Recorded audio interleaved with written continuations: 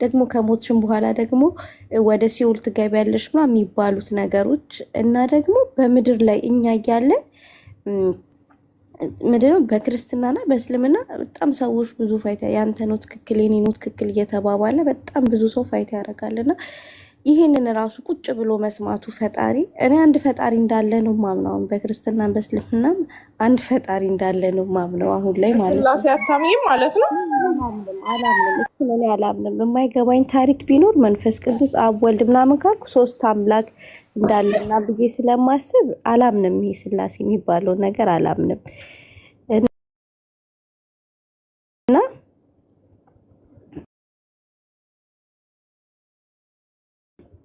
ምን እያልኩሽ ነበር ቤትሻ? እና ይሄ ከሞት በኋላ ራሱ ያለው ነገር ትክክል ነው ብላችሁ ታምናላችሁ? እኛ ሙስሊም ትክክል ነው ክርስቲያን ትክክል ነው ምናምን ብለን በጣም በቃ እንከራከራለን፣ ምናምን እንጨቃጨቃለን። ራሱ መጥቶ ለምን የሆነ በቃ ትክክል የሆነ ፌር ያለው ነገር ቢሆን ራሱ ፈጣሪ መጥቶ ራሱ ከሰማይ በቃ ይሄ ነው ሃይማኖት እስልምና ነው ወይ ትክክል ወይ ክርስትና ትክክል ብሎ ለምን ራሱ እንዲፋይ ለምንድን ነው የማያደርግልን? ለምን በዚህ ደረጃ እኛ ፋይት እያደረግን እውነተኛ ነገር እንድንፈልግ ለምን ይፈልጋል?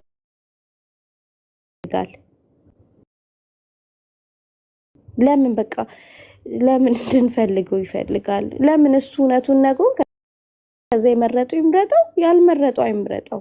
ሁሌ ሰዎች ሲያወሩ አንተ እኮ እምነትህ እንደዚህ ነው ሃይማኖት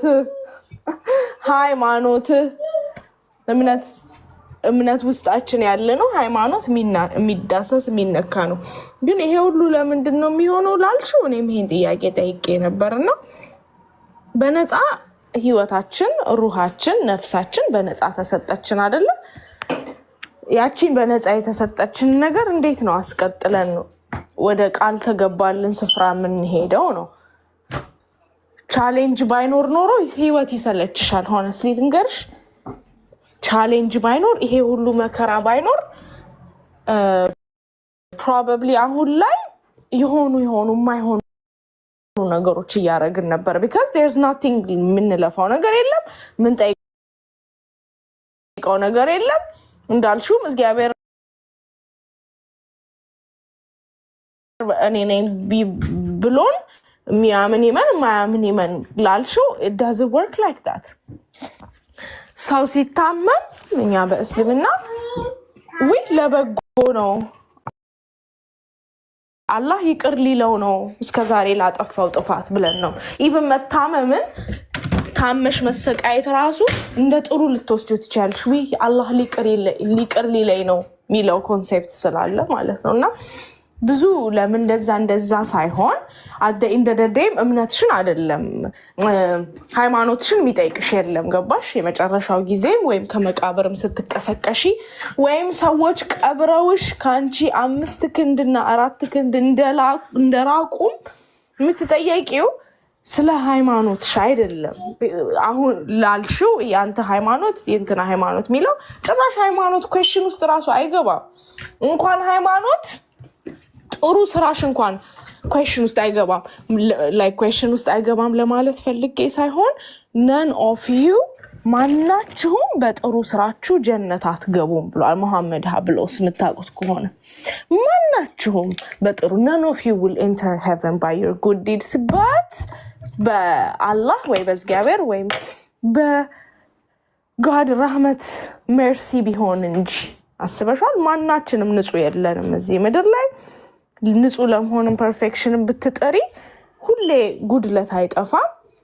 ግን ይሄ ሁሉ አልፎኛ ያቺን ቀን ምንም ጴንጤንም ኦርቶዶክስንም ኤቲስቱንም ሁሉንም በኩል አይን ነው የሚያየው ብለሽ ትጠይቂ ትችያለሽ። ቢካዝ አሁን እዚህ ጋር ናሬት የምናደርገው የእንትና ሃይማኖትና የእንትና ሃይማኖት አምላኮች እንደተለያዩ ነው which is wrong። የሁላችንም ፈጣሪ አንድ ስለሆነ እሱ እኛ ስላልን ስላላልን ስላልሆነ ማለት ነው። ገባሽ? እና ፊት ለፊት ያለውን እየቀነስን አሁን ከኢየሱስ ክርስቶስ ምን ተማራችሁ ወይም ኢየሱስ ክርስቶስ ምን ተማር ብንል ሁሉ መጥቶ ለኔ ሞተልኝ ለኔ ተሰቀለልኝ ነው የሚለው። ኖ ቢሞትልም ቢሰቀልልም ምንም የምታመጣው ነገር የለም። ከኢየሱስ ክርስቶስ አንድ የምትማረው ትምህርት ምንድነው? ባልንጀራህን እንደ ራስህ ውደድ። ለባልንጀራህ ለራስህ የምትመኘው ለባልንጀራህ ተመኝ ነው። በቃ ኢየሱስ ክርስቶስ ትምህርት ወይ ሙሉ ወንጌሉ ማለት ነው። ከዚህ አያልፍም። ባልንጀራህን እንደ ራስህ ውደድ። ዳሴት ጂሰስ የመጣው ይቺን ሊያስተምር ነው። ባይዘዌ ዲስ ኤንድ ዲስ። ከዛ ሰው ልጅ መጣ ጠየቀው፣ ኦ ጉድ ማስተር ዋት ሻል አይ ዱ ቱ ኢንተር ሄቨን አለው። ምን ላርግ አንተ ጥሩ ጌታ ገነት እንድገባ ስለው፣ ለምንድን ነው እኔን ጥሩ ጌታ የምትለኝ? ዋይ አር ዩ ኮሊንግ ሚ ዘ ጉድ ማስተር? ኦንሊ ሂም ኢዝ ዘ ጉድ ማስተር ነው ያለው። አላህን እግዚአብሔርን ማለት ነው። ስለዚህ ይሄን ሁሉ ውዥብር እንተውና ሀ ብለን እንጀምራለን። ሀ ብለን እንጠይቃለን። እንዳልኩሽ ነው 3000 ሃይማኖት አለ። መጽሐፍ ቅዱስን ብቻ ይዞ 500 በላይ ሃይማኖት አለ። ስለዚህ ሃይማኖት ጋር ነኝ። እምነት የሚለውን እርሱት። ለእኔ ማለት ነው እምነት ሌላ ሌቭል፣ አንተና ፈጣሪ ብቻ የምትዋዋሉት የምትተዋወቁት እምነት አለኝ ማንም ማለት አይችልም። እምነቱን እሱ አላህ ብቻ ቢያውቅ እንጂ ማለት ነው። እምነት ያለን ይመስለን ሁሉ ሊሆን ስለሚችል ማለት ነው። እሱን ሀርት ከሆንሽ ማንም በሃይማኖቱ አይድንም፣ ማንም በጥሩ ስራው አይድንም የሚለውን ካወቅሽ ኦኬ፣ በምንድን ነው ምድነው? በኢየሱስ ክርስቶስም 1000 ጊዜ ቢሞት 1000 ጊዜ ቢሰቀል ለአንቺ መዳን ሊሆን አይችልም። ምክንያቱም የመጨረሻው ቀን እናት እንኳን ልጇን ትታ ነው ነፍሴ ነፍሴ እያለች የምትሮጠው። ኢማጅን እኔ ሁሉ ላጠፋሁት፣ እኔ ሁሉ ለገደልኩት፣ እኔ ሁሉ እንትን ላልኩትኝ ለምንድን ነው ኢየሱስ ክርስቶስን ሰበብ ማድረገው? ለምንስ እንትን አስፈለገኝ? መሸሻ አስፈለገኝ ከኃጢአቶቼ? ከኃጢአቶቼ መሸሸያ ፈልጌ ነው እንትና ሞተልኝ እንትና ተቀበረልኝ እያልኩ ምሰጠው እንጂ ራሴን አላወራርድም ሂሳቤ። እኔ እንደዛ ነው ማስበው። ቤዚዬ የተምታታ ሀሳብ ሊመስልባችሁ ይችላል። እኔ ግን ሁሉ ሀሳብ ሪሌት ስለሚያደርግብኝ ነው። ከአንድ ሀሳብ አንድ ሀሳብ መዝለሌ ሳይሆን ማለት ነው። እሺ ቤት እያመሰግናለሁ። ግን ሌላዎቻችሁ የምትመልሱልኝ ግን አጠር አድርጉ እሺ። እኔ በጣም ብዙ ንግግር ሲበዛ አይገባኝም እና አጠር አድርጋችሁ መልሱ። ምን እንችል አድዬ ከተል እኔ ልሞክር። እሺ አንዳንዴ እንትን ይሆንና ላይ ኦኬ አታስቂኝ። ለማንኛውም ኦኬ አንድ 2 ሰዓት ትሰጪኛለሽ። አመሰግናለሁ ቤዚ። እዚህ ጀመርነው ያው ስራም ላይ ስለመሆን ዛሬ እኔ ቤት እንቀጥለውና ማታ ሲመሽ ሱቅም ሽቲ ድራያ ምናምን ሸጠን ነገ እዚሁ ቤት ድጋሚ አንቺ ቤት የምንቀጥ ማለት እንደቻልነው ለመጨረስ እንሞክራለን። 1-2 ሳምንት ብትሰጪኝ እንደ መልካም ፈቃድሽ ቢሆን ይሄ ነገር እንደ ሀሳብ ማለት ነው። ኦኬ ሰው የሚያምር ጥያቄ ነው የጠየቅሽው ባይዘወይ ማለት ነው የእውነት ለመናገር ከዚህ ይሄ ነገር ብዙዎቻቸውን ቴስት ያደረገ ጥያቄ ነው የጠየቅሽው። ብዙዎችን ፈጣሪን አለማወቅ የለም ወደሚልና ኢቭን ካወቅኩትኝም ደግሞ ለእኔ የሚሰጠው ነገር እያንዳንዱ የጠየቅሻቸውን ነገር በምን አውቃለሁኝ የሚያስብለው ነገር ማስ ጥያቄ ነው ብዬ አስባለሁ። ይሄ ክሪቲካል የሆነ ሰው ጭንቅላቱ መጠየቅ የጀመረው ሰው ሊጠይቀው የሚገባ ጥያቄ ነው የጠየቅሽው። ይህን ነገር ለማስቀመጥ ያው ስለምጠየቅሽኝ እንጂ በጣም ብዙ ማብራሪያና እውቀትን የሚጠይቅ ዝም ብሎ ሌሎቹ በሚጠይቁበት ሲምፕል ጥያቄ አይደለም።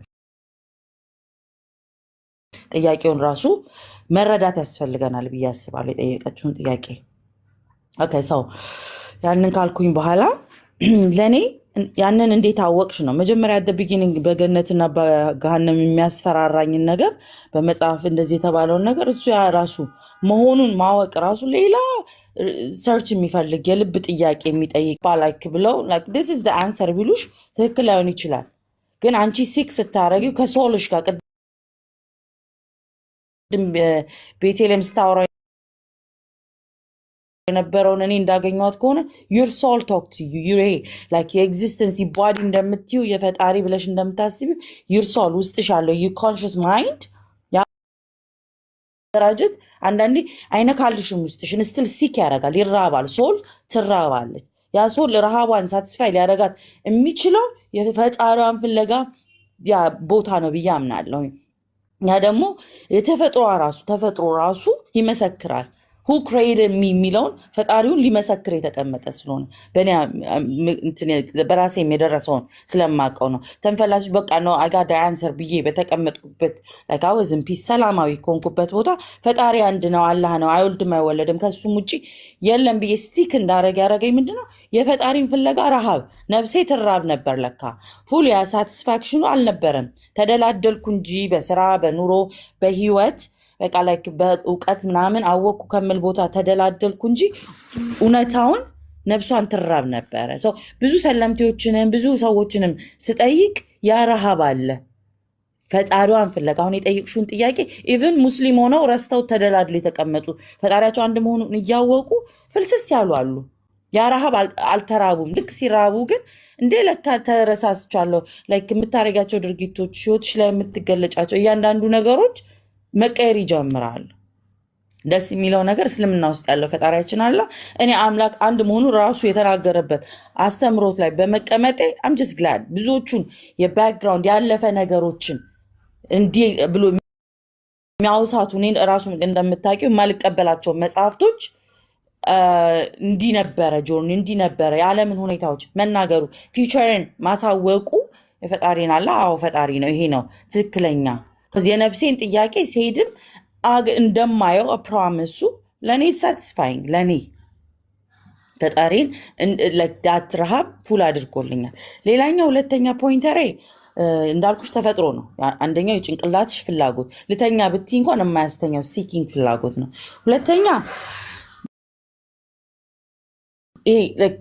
ኮኔክሽን ዊዝ ፒፕል የምታደርጋቸው ኮሚኒኬሽን እውቀት የምትመረምሪባቸው የምትመዘግቢባቸው የትኛው ነው ከየትኛው አንደኛው ከአንደኛው ህይወትን የሚገልጽልኝ ህይወቴን እዚሁ ምድር ላይ አይደለ ዋናው ነገር ሳልሄድ ገነትና ገሃነም አላየሁትም እኮ ጀነት ገሃነም የሚለው ነገር እዚሁ ራሱ ቢሆን ባይሆን ኖባዲ ሃዝ ሲን ኢት ባላየነው ሁኔታ ነው አምነን አዎ ፈጣሪያችን ሪዋርድ ያደርገናል ብለን እንደዚህ እንትን የምንልለት ያው እንደ አማኝ ሰዎች ሃይማኖት አለን ብለን እንደተቀበልን ሰዎች ደግሞ የዛን ኤክስፔክት የምናደርገው ሪዋርድ አለን። ያን ደግሞ አምላካችን ፈጣሪ የሚሰጠን ነው። ግን ከውስጥ ካልነው ነገር ከዚህኛው ለእኔ እዚሁ ምድር ላይ ያለሁኝ ትክክለኛ ፊሊንግ የትኛው ይሰጠኛል ነው ቤዝዬ እውነተኛ ፊሊንግ ኢነሰንስ አምላኬ የሚያዘኝ ትእዛዞች ከሰዎች ጋር እንዲያርጊ እንዲሁኝ እንደዚህ ብሎ ያረገኝ መጽሐፍ የሚናገረው መጽሐፍ መልእክቱ ለእኔ እንዴት ነው ስኖር ላይ we have seen ድናይ የማናረገው ብዙዎቻችን በልብሳችን በአኗኗራችን ጀጅ የምንደረግበት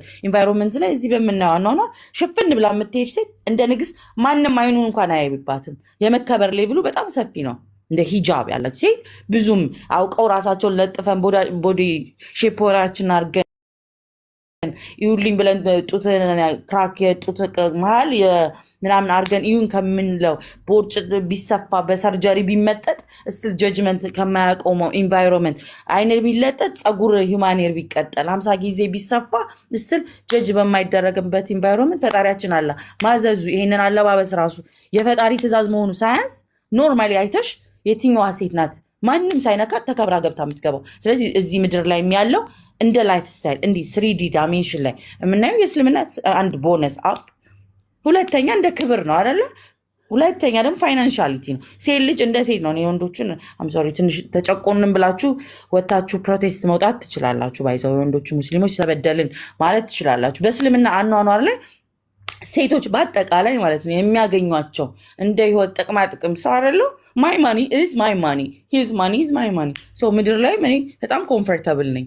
በጣም ምቾት አለው እስልምና ላይ የሚሰጠኝ ምቾት አለ።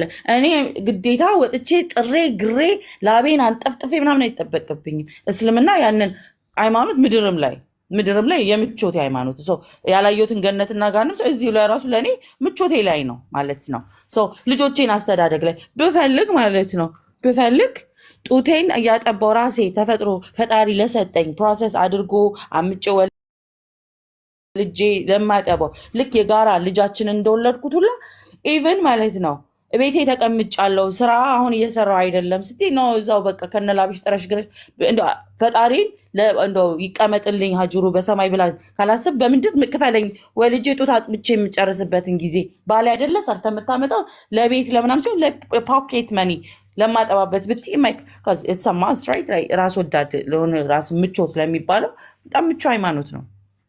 ከዛም አልፎ ተርፎ ማለት ነው እያንዳንዱን ነገሮች ትሩ ፕሮሰስ ራሱ አልፈልገውም። ይሄን ሪሌሽንሽፕ እየተበደልኩ እየተቀጠጥኩ ነው እስከ ሞት ሙቺበት አይለኝም። ያን ሪሌሽንሽፕ ሞተሽ ትወጫለሽ እንጂ በስጋሽ እንጂ አትወጪም እስካላመነዘረ ድረስ አይለኝም። በቃ በዳዬ ነው፣ ጨቋኜ ነው፣ ሰክሮ ጠጥቶ ሌላ ከሃይማኖቶች ውስጥ ውጪ ሌላ ከፍሮ እኔ ከሱ ጋር መኖር አልፈልግም ብል እስልምና አያስገድደኝም። 3 ወር ያንን እርጉዝ በሆን ተጠብቄ ነፃ አወጣለሁ፣ እለቀቃለሁ። ሰልፊሽነት ያ ነው። መሞት አይጠበቅብኝም። በምድርም ህይወቴ መቀጠል ይችላል። ስለዚህ ክብርን አግኝቼበታለሁ። ፋይናንሻሊ ስቴብል መሆን የምችልበትን ቦታ አግኝቼዋለሁ። ባልፈልገው እንኳን እንደ ሪሌሽንሽፕ ምርጫዎቼ የሞት ምርጫ አይደለም የሚሰጠኝ፣ መኖር እችላለሁ ህይወቴ። ከዛ ልጆቼንም ያስተዳድራል። ከዛም በኋላ በእስልምና ደግማ እሷን ያገባችሁን አመንዙር ላገባችሁ ምንድነው ቦነስ ሀጅር አላት። ስለዚህ እሷን ያገባ እንደውም በጣም የምትፈለግ ሴት መሆኗን ስታቂ ዋው ምድር ላይ ራሱ ቢኝ ሙስሊም ስላክ ትልቅ ሃይ ክላስ የሆነ እምነት ነው ብዬ አስባለሁ ለኔ። እና እንዳኗኗር ላይፍ ስታይል ለሴቶች እመኛዋለሁ። ለምወዳቸው ሰዎች አብሶ እስልምናን እመኛለሁ። እንደ ሴት ደግሞ ከዛ ውሸት ከሆነ ቦታ እንዲህ ነው ብሎ መጠጥ ከማመንዘር ከቨር ተደርጎ ከሚደረገው አዎ አንገቴ ላይ እንደዚህ ምልክት አለ፣ አዎ ለብሻለሁ እንትኑን እኛም ጋር እኮ ይለበሳል፣ ግን ቀን ቀን ጠላና ማታ ማታ ክለብ ከምንሄደው ዓለም አላህ አውጥቶኝ መንገዶችን ሁሉ አሳይቶኝ አሁን ስትር አድርጎኝ አዲስ እንዲነበርሽ እኮ ቢሉኝ ራቁቴ ኔኬር ሆኜ 50 ጊዜ ብታኝ የማላፍርበት የነበረው አሁን ላይ ፍር ብዬበት ስትር አድርጎኝ ስለብሰውን በክብሬ ስኖርም እኔ አሁን እንደምታውቁት ባል ወይ ገንዘብ አላመጣኝም ወደ እስልምና ቤዚ ስለምታውቅ ሌሎቹ እንዲያጊንታ ነው እንደዚህ አብረውኝ የነበረው ሰራውንዲንግ ያውቃሉ። ስለዚህ ክብሬን ወድጄ በምድር በማገኘው አይቼ እንኳን ባላቅ ፈጣሪ እኔ ፕሮሚስ ገብቶልኝ እንደማየው አየዋለሁ። ቢያንስ አንዱን ፈጣሪ የምለውን እንደማየው ቃል የተገባበት ራሱ በተናገረበት ቁርአን አምኜ ሙስሊም ሆኛለሁ። አይ ቲንክ ለዛሬ ብቃሽ እንጂ በኋላ አንቺ ቤትም ቢሆን እንቀጥሏለን። ቢኮዝ እኔ አልጠግብም አውርቼ ቅርታ ብዬሽ የለ በኋላም ላይ አብረን ቁጭ ብለን እንቀጥለዋለን። ሌሎችንም እንዳላሰለችብሽ ይልቃይ መሰለኝ። አመሰግናለሁ። ቴንክ ዩ። ሌላ ሰው የሚቀጥል ይመስላል። ኦኬ ሰላም አለይኩም ወራህመቱላሂ ወበረካቱ። ሁለት እህቶች ገብተዋል፣ ዛህራና ሐዋርያዊት መሲ። ለሁለቱ የምጠይቂያቸው ጥያቄዎች ካለሽ ወይም ከወንዶች ደግሞ ግን ጥያቄ ካለሽ ጠይቂ እያለች ነው። ዛህራም እንደዚሁ ወደ ተፈጠረችበት እምነት የተመለሰች ነች። ዛህራ ወይም መሲ ጠይቂያቸው። ቤዚ ምንም አይነት ጥያቄ ሳትሳቀቂ ምንም አይነት ፈለገ አባጣ ጎርባጣ ጥያቄ ቢሆን አንቺ ውስጥሽ ያለው ነገር ጠይቂ፣ እህቶች ያብራሩልሻል። ወንድሞችም አሉ ያብራሩልሻል። የምትፈልጊውን ጠይቂ ቤዚ። ሰላም ዛህራ። እኔ ሁለት ጥያቄዎች ሁለት ናቸው። ቅድምም የጠየኩት አሁንም የጠየኩት ነው። አንደኛ የጠየኩትም ክርስትና ጋር እኛ ክርስቲያን እንደመሆኔ መጠን ክርስቲያን ብሎ የሚያምነው አንድ አምላክ እንዳለው ነው የሚያምነው እና እኔ እዚህ ክርስቲያን ጋር ያልተጠቀምኩት ግን ወደ እስልምና ግን ስመጣ ግን የምጠቀመው ነገር አለ ወይ እና ክርስትና እስልምናም ጋር ያለው አንድ አምላክ ነው። እዚህ ጋር እግዚአብሔር ነው አይደል ያለው? አዎ እግዚአብሔር ብቻ ነው ያለው እና ምንድነው ልዩነታችሁ? ከክርስትና ከማመን ከክርስትና አምናችሁ ወደ እስልምና ሄዳችሁበት ምክንያት ምንድነው? ሲቀጥል ደግሞ እኛ እዚህ ምድር ላይ በጣም እንደዚህ በቃ ለምንድነው ሰላማችንን የምናጣው? ፈጣሪን በመፈለግ ለምንድነው ሰላምን የምናጣበት ደረጃ ድረስ? ለምንድነው ፈጣሪ በራሱ ተገኝቶ በቃ ትክክለኛው መንገድ የማይመራን? ትክክለኛውን ለምን ሰዎችስ ወደ አለማመን ከማመን እኔ አክቹሊ የሆነ አንዳንዴ አለማመን ውስጥ የምገኛለው ማመን ላይም አለማመን ላይም ክርስቲያኖች የሚናደዱብኝም አንቺ ክርስቲያን አይደለሽ ኢትስ ኦኬ ዝም ብለሽ ተቀመጪ ዝም ብለሽ ያዡ የሚሉኝም አንዳንድ ነገሮች አሉ። የሆነ ስታይ እያወቃችሁ ስትመጡና ደግሞ ወደ ይሄ ከአንዳንድ ሰዎች ጋር የሆነ እውቀትን ሼር ስትደራረጉ እውነት ጥያቄ ይፈጥራል። በጣም ብዙ ጥያቄ የሚፈጥሩ ነገሮች አሉ እና ለእኔ ፈጣሪ በዚች በምድር ላይ ፌር ነው ወይ ነው እያልኩኝ ያሉት። አሁን ላይ እያልኩኝ ያለሁት ፌር ነው ወይ? ምክንያቱም እኔ በቃ እሱን ማወቅ እፈልጋለሁ። እሱ ትክክለኛው አምላክ ክርስትና ላይ ይሁን እስልምና ላይ ይሁን እኔ ማወቅ እፈልጋለሁ። ምክንያቱም አለማመንን ፈጣሪን ሳላምን መኖር ስለማልፈልግ ማለት ነው። እና ይህንን መልሱልኝ። ሲቀጥል ያለ ክርስቲያን የነበራችሁ ወደ እስልምና ስትሄዱ የተጠቀማችሁት ያገኛችሁት ነገር ምንድን ነው? ለእናንተ ትክክል ነው፣ በቃ ይሄ ነው ትክክለኛ ህይወት፣ እውነት መንገድ ብላችሁ እንድትይዙት ያደረጋችሁ ነገር ምንድን ነው? ከክርስትና ወደ እስልምና የሄዳችሁ ሰዎች ማለት ነው። ኦኬ፣ ሰላም አለይኩም። አው ዛህራ ሚውት አንስታለች። እኔ ከክርስትና ወደ እስልምና ጥያቄውን ልመልስ ወይስ ይቅር? ማለት እኔ ሰለምት አይደለሁም ነበር ሙስሊም ነኝ። ልመልስ ጥያቄውን ይቻላል? እና እኔ ጨምርላታለሁ። ኦኬ፣ ችግር የለውም። በዚህ ጥሩና መሰረታዊ ጥያቄ ነው። ሚዛናዊነትን የተለበሰ ጥያቄ ነው። አብዛኛው ማህበረሰብ መንጋ ሆኗል። ለምን እኔ ከቤተሰቦች ያገኘሁት ሃይማኖት ትክክል አልሆነም የሚል ቁጭት ያለበት ማህበረሰብ ነው። ቁጭት እውነትን፣ ተፈጥሮን፣ አምላክን የሚፈልግ ካልሆነ ይሄ መንጋነት ነው የሚያስብለው እና ያለሽው አቋምሽ ከቤተሰቦች የወረስኩት ሃይማኖት ትክክል ካልሆነ የሚል እልከኝነት እንዳልሆንሽ ነው የተረዳሁት። በዚሁ ቀጥይ ነው የሚለው እምልሽ። አንዱ ነጥብ ይሄ ነው። ሁለተኛው ነጥብ ከክርስትና ወደ እስልምና የሚመጡበት ሰዎች ምንድነው? ኢየሱስ ነው ዋናው ነገር። እንግዲህ ክርስትና የተለያዩ ዲኖሚኔሽኖች አሉ። በተለይም የስላሴ ዶክትሪን የሚባል ወይም ኢየሱስ ፈጣሪ ነው ተብሎ የሚታመንበት ውስጥ ያሉት ናቸው ወደ እስልምና የሚመጡት። ምክንያቱም መጽሐፍ ቅዱስ የኢየሱስን ፈጣሪነት አያስተምርም። ኢየሱስ የፈጣሪነት ድርሻ የለውም መጽሐፍ ቅዱስ ላይ። ይህንን በተረዱና ባወቁ ጊዜ ተሸውደናል። ኢየሱስን ማምለክ እኛ ድህነትን አያስገኝልንም፣ ኢየሱስን የፈጠረው ነው ማምለክ የሚገባን ብለው ነው ወደ እስልምና የሚመጡት። ክርስትና ውስጥ መጽሐፍ ቅዱስ ላይ ወይም አሁን ላይ ያሉ በየቤተ ክርስቲያኑ ያሉ የሃይማኖት ሰባኪዎች አፋቸው በጣፈጠ መልኩ ስለሰበኩ ሳይሆን ክርስትና ታሪክ አለው፣ መነሻ አለው። በጥንት ዘመን የነበሩ ታሪኮች አሉ። እነዛን ታሪኮች በማመሳከር ነው መጽሐፍ ቅዱስ ላይ ያለው ነገርና ወይም ቤተክርስቲያን ውስጥ የሚወራው ምንድነው የሚለውን ለማወቅ የሚጠቅመው። በክርስትና ታሪክ አራተኛው መቶ ክፍለ ዘመን መጀመሪያ አካባቢ ላይ የቤተክርስቲያን ቀሳውስትና መነኮሳት በመካከላቸው ልዩነት ተነሳ። በመካከላቸው ልዩነት ሲነሳ ያንን ልዩነት ለማስታረቅ ተሰበሰቡ። ነገር ግን ልዩነት ለማስታረቅ ሲሰበሰቡ ልክ የተሞላበትና ሌላውን የመጉዳት የራሳቸውን ፍላጎት የማሟላት የተንጸባረቀበት እንግዲህ በራሳቸው ፍላጎት ነው ኢየሱስን ፈጣሪ ነው የሚል ውሳኔ የወሰኑት። ይህ ስብሰባው አጀንዳ ተይዞለታል።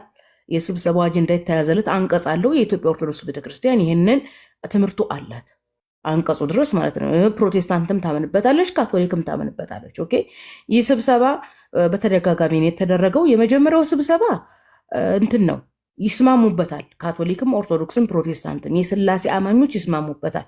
በኋላ ላይ ነው እየተጣሉ ፕሮቴስታንት ለብቻው፣ ኦርቶዶክስ ለብቻው፣ ካቶሊክ ለብቻው የሆነው ማለት ነው።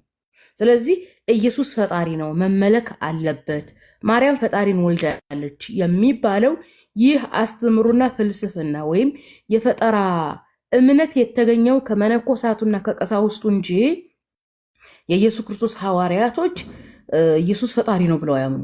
ኢየሱስ ፈጣሪያችሁ ነውና አምልኩት ብለው ለሕዝብም አላስተማሩ። እንደዚሁም ማርያም የፈጣሪ እናት ናት ብለው አያምኑ። ማርያም የፈጣሪ እናት ናት ተብላ የተሾመችው በኤፌሶን ጉባኤ፣ ኤፌሶን የሚባል አገር ነበረ፣ በቱርክ ማለት ነው። አጠቃላይ ስብሰባዎቹ ቱርክ ላይ ነበረ። የቤዛንታይን ስርወ መንግስት በቱርክ መሬት ላይ ስለነበረ አሁን ላይ ስሙ ተቀያይሮ ነው እንጂ ማለት ነው። ኦኬ፣ ኢየሱስም እግዚአብሔር ወልድ ነው ከአብ ጋር የተስተካከለ ነው ተብሎ እንደዚሁ ውሳኔ የተወሰነው እዛው በቱርክ ምድር ነው። ስለዚህ ሰው እያነበበ ሲመጣ እንዴት ነው ከቀሳውስቱና ከመነኮሳቱ የፈጠራ እምነት ይልቅ ሐዋርያቶች ናቸው መቀደም ያለባቸው። ከሐዋርያት ካልተገኘ ይህ ነገር ሐሰት ነው ብለው ነው ወደ እስልምና የሚመጡት። ሐዋርያው ጳውሎስን የማመልከው እግዚአብሔር ነው አለ። ኢየሱስ ደግሞ እግዚአብሔር እንዳልሆነ ከእግዚአብሔር ከአባታችን ከጌታም ከኢየሱስ ክርስቶስ እያለ ነው እንጂ ያስተማረው ለኢየሱስ የእግዚአብሔርነትን እውቅና አልሰጠም። እዚህ ቲክቶክ ላይ ሶሻል ሚዲያ ላይ ባደረግነው ትምህርት ምን ብለን ጠየቅን? ለስላሴ ዶክትሪን አማኝ ቤተክርስቲያናቱ በግልጽ አንቺም እንደምታውቂው እግዚአብሔር አብ፣ እግዚአብሔር ወልድ፣ እግዚአብሔር መንፈስ ቅዱስ ብለው ያምናሉ።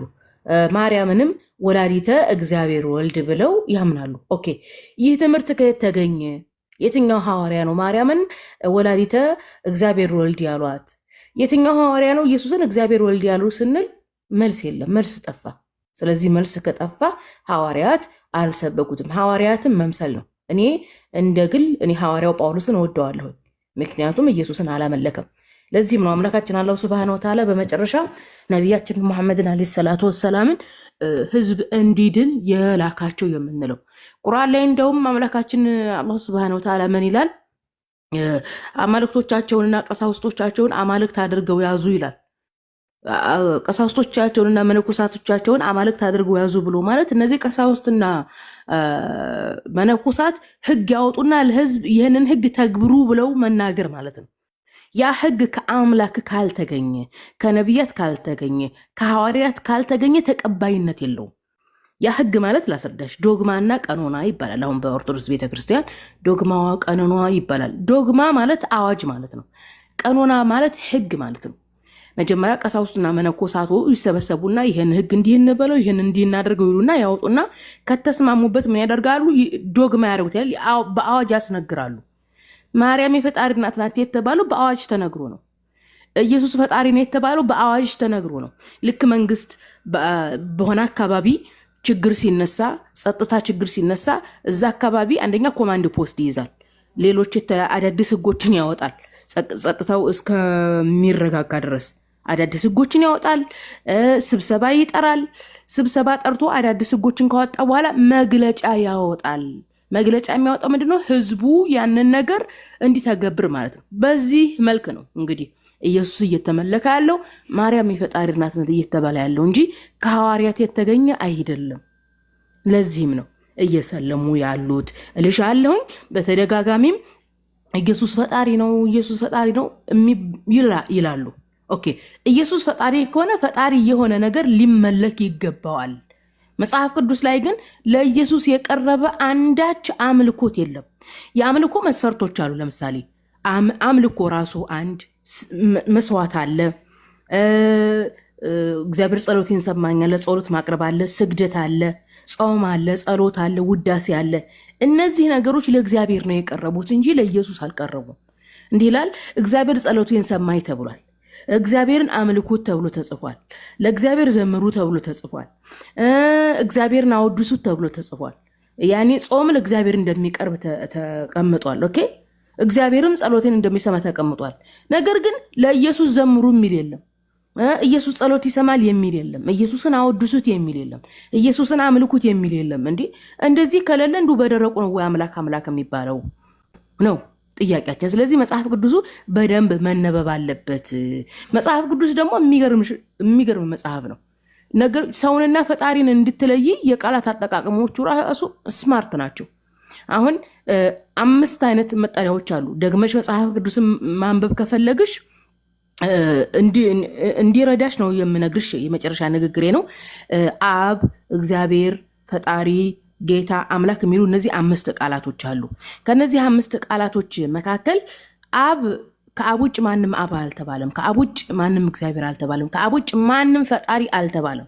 ነገር ግን አብም ራሱ ፈጣሪ ማለት ነው። ፈጣሪ ራሱ መላእክት፣ ነቢያት፣ ሰዎች ራሱ አንድ ወንድ አንድ ግለሰብ ራሱ ጌታ ተብሏል። ሰይጣን አምላክ ተብሏል። መላእክትም አምላክ ተብሏል። አምላክም አምላክ ተብሏል። ሰውም አምላክ ተብሏል። እንዲህ ሰውም ሰይጣኑም መልአኩም አምላክ ከተባለ ሰውም ሰይጣኑም ነብዩም ጌታ ከተባለ እንዴት ነው አምላክና ጌታ የሚለው ነው ላይ ያለው የሚል ድንግርግርነት እንዳይመጣብሽ መጽሐፍ ቅዱስ ስማርት መጽሐፍ ከመሆኑ የተነሳ ለፈጣሪ እግዚአብሔር የሚል ስያሜ ሰጥቷል። ከእግዚአብሔር የሚለው ስያሜ ከአብ ውጭ ማንም አልተሰየመም። ኢየሱስ እግዚአብሔር አልተባለም።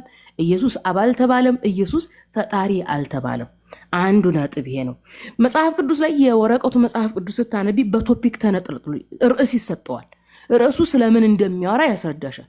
አሁን ትልቁ ችግር የሥላሴ ዶክትሪን አማኞች እየተቸገሩ ያሉት ወይም ቤተክርስቲያናቶቹ ራሱ ተሸውደው የኖሩት ለምንድን ነው? ኢየሱስን ፈጣሪ ለማድረግ ወይም ከቀሳውስቱና ከመነኮሳቱ የመጣውን የሥላሴን አስተምሮ እውነት ለማስባል ብሉይ ኪዳንም ውስጥ ገብቶ አዲስ ኪዳንም ውስጥ ገብቶ አንዲትን አንቀጽ አንጠልጥለው ወጥተው በዛች ነው የሚያዳርቁሽ።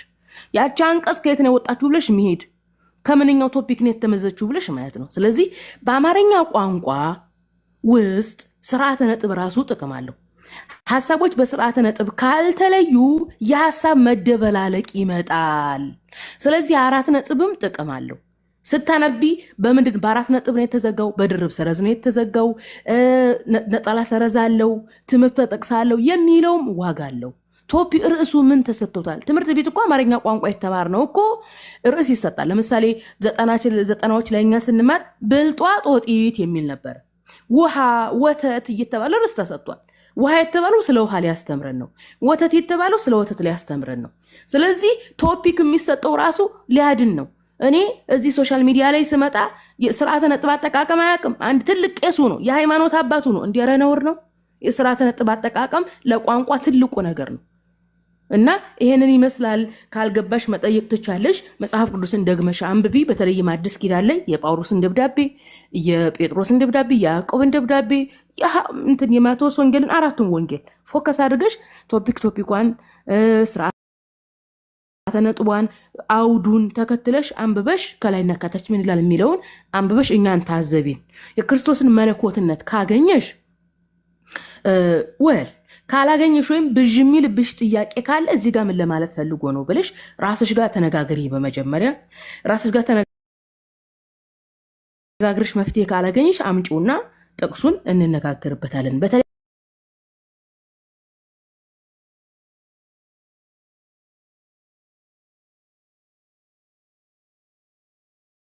ይህን ይመስላል። አስረዘምኩኝ። ሲረዝም ጥሩ አይደለም፣ ሰው ይሰለቻል። ቀጥሉ። ጀዛኪላ ኸይረን መሲ፣ እናመሰግናለን። ቤዚ አታብዙብኝ እያልሽ ነው። ዛህራ እንግዲህ እሷ ከሌላ እምነት ነው ወደ እስልምና የመጣችው። እሷ የተወሰነ ትናገር በጥያቄሽ ላይ በተለይ በጣም ወሳኝ ነገር ላንቺ ደስ ይላል ያብራራችበት የሄደችበት መንገድ። አሁን ሰሞኑን ስጠይቀው የነበረውን ነገር እና ራሴም እያልኳቸው ነበረ። በቃ ኢየሱስ ለፈጣሪ እየጸለየለት 40 ቀን የጾመ እየጸለየ ነበርና ብዬ በጣም ጥያቄ እየፈጠረብኝ እየተናገርኩኝ ነበርና እሷም ነገረችኝና መስዬ በጣም ነው የማመሰግነው። ቴንኪዩ ዛህራ፣ ትቀጥል። ቴንኪዩ መሲሽ ነው ማለት አይደለም ውዴ፣ የረሳሁት ለምሳሌ ይቅርታ፣ ግን መጽሐፍ ቅዱስ ላይ እግዚአብሔር ምን ይላል መሰለሽ? እግዚአብሔር ስለወደደን አንድያ ልጁን ሰጠን ይላል አይደለም? እግዚአብሔር አንድያ ልጁን የሰጠን እንድንሰማው ነው። ልብ በይ፣ እንድንሰማው ነው። ምንድነው የምንሰማው? ኢየሱስ ሰባኪ ነው፣ መምህር ነው። መምህር የሚሰብከውና የሚያስተምረውን እናዳምጣለን። ኦኬ፣ እንጂ እንድናመልከው አይደለም። ኦኬ፣ ይችን ነጥብ እንድትይዥልኝ ነው። ሌላ ምንድን ነበር? እና ደግሞ ንስሐ ሊያስገባን ነው። ለምሳሌ ስለ አዜብ የተናገረው ኢየሱስ ክርስቶስ ስለ አዜብና ስለ ዮናስ ህዝቦች የተናገረው አለ። እሱንም ለማየት ሞክሪ። ሶሪ፣ ይቅርታ። ቀጥይ ዛህራ። ኪላሁ ኸይር መሲ። ቤዚ አላህ እንግዲህ ቀኑ መንገድ እንድመራሽ ዱዓ እያደረግኩ ነው የምንጀምረው። በመጀመሪያ ያው እስልምና ላይ መለሳችሁ ምን ጥቅም አገኛችሁ ሰለምቴዎች? እንደዚሁም ደግሞ ፈጣሪ ለምንድን ነው ለእኛ ያላሳወቀን፣ ለምንድን ነው ወርዶ ያልነገረን የሚልን ጥያቄ ነው የጠየቅሽው እና ሁለቱንም ጠር አድርጌ ለመመለስ እሞክራለሁ። በመጀመሪያ እኔ እስልምና ላይ መጥቼ ያገኘሁት ነገር የመጀመሪያውና ዋነኛው በቃ የማትደራደሪበት ነገር የአምላክን አንድነት ነው። አምላክ አንድና ብቸኛ የሆነ መለኮት የሆነ ከእርሱ ውጭ ሌላ አምላክ የማይመለክ ሆኖ ነው ያገኘሁት። ነቢያት የማያውቁትም ሐዋርያት የማያውቁትም ከጊዜ በኋላ የመጡት በቃ የማይታወቅ አስተምሮ ሆኖ ነው ያገኘሁት፣ ባይብልን ማለት ነው። ባይብልን እንደዛ ሆኖ ሳገኝ ከዛ እንደዛ ሳጣ የባይብል አስተምሮ ዋና አስተምሮ ደግሞ እስራኤል ስማ ጌታ አምላካችን አንድ ነው። ኢየሱስ ተመቶ ሲጠየቅ ያንን የመለሰው እንደዚሁም ደግሞ እነ ሙሴ እነ አብርሃም እነ ይስሐቅ እና ያዕቆብ ያስተማሩት አንዱና ብቸኛውን አምላክ አላህን በብቸኝነት ተገዙ የሚል ነው፣ ወይም ደግሞ እግዚአብሔርን አምልኮ የሚልን አስተምሮ ነው ያስተማሩት እንጂ አብ ወልድ መንፈስ ቅዱስ አንድ አምላክ። ከትእዛዛቱ ሁሉ ፊተኛይቱ ማናት ተብሎ ኢየሱስ ሲጠየቅ ራሱ ከትእዛዛቱ ሁሉ ፊተኛይቱ እስራኤል ሆይ ስማ አብ ወልድ መንፈስ ቅዱስ አንድ አምላክ ነው ሳይሆን እግዚአብሔር አንድ ነው ወይም ደግሞ እስራኤል ስማ ጌታ አምላካችን አንድ እግዚአብሔር ነው ተብሎ ነው የታመነው።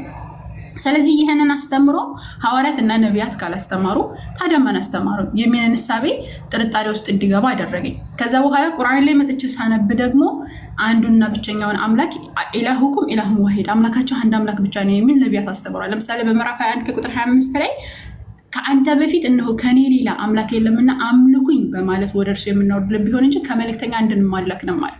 መልእክተኞች በአጠቃላይ ሲመጡ ሁላቸውም ከኔ በቀር ሌላ አምላክ የለም የሚልን አስተምሮ ነው የሰበኩት እንጂ ስላሴ ምናምን የሚባል ነገር የለም።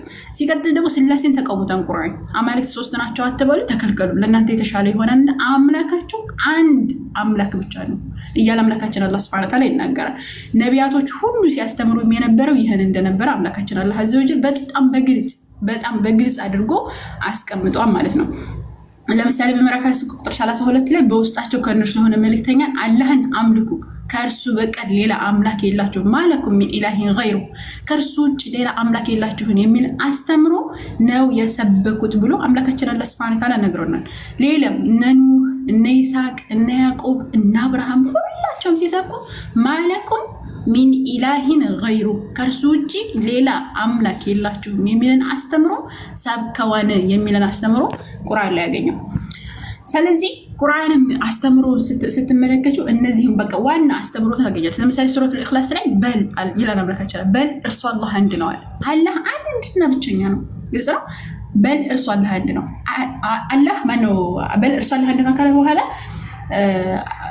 ቁል ሁወላሁ አሐድ አላሁ ሰመድ አላህ የሁሉ መጠጊያ ነው። አላህ የሁሉ መጠጊያ ነው። ፍጡራታት በአጠቃላይ ወደ እርሱ ነው የሚጠጉ። አላሁ ሰመድ ያኔ ወደ እርሱ የሚጠጉ ናቸው ፍጥረታት በአጠቃላይ።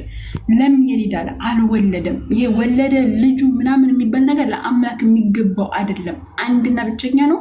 የሚወልድ የሚወለድ አይደለም ማለት ነው። ከዛ በኋላ ለም የሊድ ወለም ይውለድ አለ አልተወለደም። እርሱ ወይም አልተወለደም እሱም አልወለደም። ወለም የኩን ለሁ ኩፉወን አሐድ እርሱም የሚመስል አንድ ቢጤ አምሳያ የሌለው አንድና ብቸኛ አምላክ ነው ብሎ ሰበከኝ። ቁርአንን ተቀበልኩት ማለት ነው። እና ስላሴ የሚለው አስተምሮ ቅድም አንቺ ክርስትና ምናምን እያልሽ ነበር እና ክርስትና የሚለው አስተምሮ ባይብል ላይ የለም በጣም በሚያሳዝን ሁኔታ። እስልምና ግን እስልምና ሰብኳል። ነቢያቶች ሁሉ የሰበኩት እስልምና እንደሆነ ቁርአን ያስተምራል በጣም ብዙ ቦታዎች ላይ። ለምሳሌ አምላካችን አላህ እንደ ተቀለስ ሲጠቀስልሽ አላህ አዘ ወጀል በምዕራፍ 3 ቁጥር 13 ላይ ሱረቱል አሊምራን ኢነ ዲነ ዐንደላሂ አልኢስላም ይላል። አላህ ዘንድ የተወደደ ሃይማኖት እስላም ብቻ ነው ይላል። ከዛው ቀጥሎ ከ85ኛው አንቀጽ ላይ ስትመለከቱ ወመን የብተጊ ገይረ አልኢስላም ዲነን ፈለን ይቅበለ ሚንሁ ወሁወ ፊል አኺረቲ ሚነል ኻሲሪን ከእስልምና ሃይማኖት ውጭ የሚፈልግ ሰው ከእርሱ ተቀባይነት የለውም፣ እርሱ በመጨረሻው ዓለም ከከሳሪዎቹ ነው እያለ ይናገራል። እዛው አላህ ሱብሓነሁ ወተዓላ ምዕራፍ 30 ቁጥር 30 ላይ ፈአቂም ወጅሀከ ሊዲኒ ሐኒፋ ፊጥረተላሂ አለቲ ፈጠረ ናስ ዐለይሃ ያኔ ወደ እውነት ተዘንባ የሆነ ፊትህን ለሃይማኖት ቀጥ አድርጋ ካለ በኋላ አላህ ሰዎችን የፈጠረበትን ሃይማኖት ያዛታል። ሰዎች በአጠቃላይ ሲፈጠሩ ለአንዱ አምላክ ታዛዥ ሆነው ነው የሚፈጠሩት። ካደጉ በኋላ ሰላት እንዲሰግዱ፣ ጾም እንዲጾሙ ምናምን ይታዘዛሉ። አንድ ሰው ለምሳሌ ሙስሊም ሆኖ ከሙስሊም ቤተሰብ የተፈጠረ ፍጡር ማለት ነው ሙስሊም ሆኖ አይባልም። ልክ ክርስቲያን ሆን ተብሎ ክርስትና እንደሚነሳው ሙስሊም ሆኖ አይባልም። ምንድነው የሚደረገው? ቀጥታ ወደ ትእዛዝ ነው የሚገባው።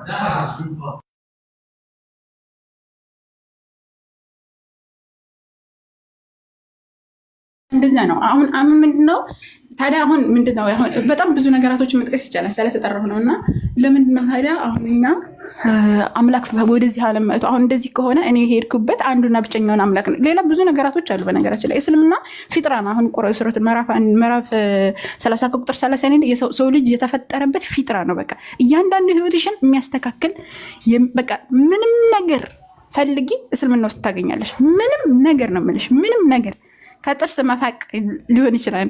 ሽንት ቤት እንዴት አድርገሽ ጫማሽን እንደምትለብሺ እስልምና ያስተምራል። እንዴት አድርገሽ ጥርስሽን እንደምትፍቂ እስልምና ያስተምራል። እያንዳንዷን ዲቴል ገብቶ እስከ መለኮታዊ አስተምሮ ድረስ ስለ አንዱ አምላክ ስላለው እሳቤ ድረስ ዲቴል በቃ እያንዳንዱ ንጥርጥር አድርጎ ነው የሚያስተምረው። ነቢያቶች ያስተማሩትን አስተምሮ ምን እንደሆነ መሲሁ ያስተማረው ጌታ አምላካችሁ በቃ አስተምሮ ምን እንደሆነ መሲሁ ምንድነው ያስተማረው? ለምሳሌ አንድ ጥቅስ ልጥቀስልሽ። አምላካችን አላህ ሱብሓነሁ ወተዓላ ምን ይላል መሰለሽ? በምዕራፍ 5 ከቁጥር 117 ላይ ማ ቁልቱ ለሁም ኢላ ይላል። ኢላ ማ ቁልቱ ለሁም አላልኳቸውም። ኢላ ማ አመርተኒ ቢህ አንተ ያዘዝከኝን በስተቀር አላልኳቸውም። አን ያዕቡዱላህ አላህን አምልኩ፣ ረቢ ወረበኩም ጌታዬ ጌታችሁን፣ የኔም ጌታ የሆነው የእነሱንም ጌታ የሆነ አንዱንና ብቸኛውን አምላክ አምልኩ ማለት እንጂ አላዘዝኩም። ምዕራፍ 3 ቁጥር 51 ላይ ተመሳሳይ ኢነላህ ረቢ ወረቡኩም ፈዕቡዱ ሀዛ ሲራጡን ሙስተቂም ጌታዬ ጌታችሁ ነው፣ ስለዚህ ተገዙት፣ ይህ ቀጥተኛው መንገድ ነው እያልኩ ነው ያስተማርኳቸው እያለ እየተናገረ ያለው ማለት ነው። ለቀድ ከፈረ ለዚነ ቃሉ ኢነላህ ሁወል መሲሁ ብኑ መርየም እነዚያ አልመሲህ አላህ ነው ያሉ በእርግጥ ካዱ ይላል አምላካችን አላህ ሱብሓነሁ ወተዓላ። አልመሲህ ታዲያ ምንድን ነው ያስተማረው?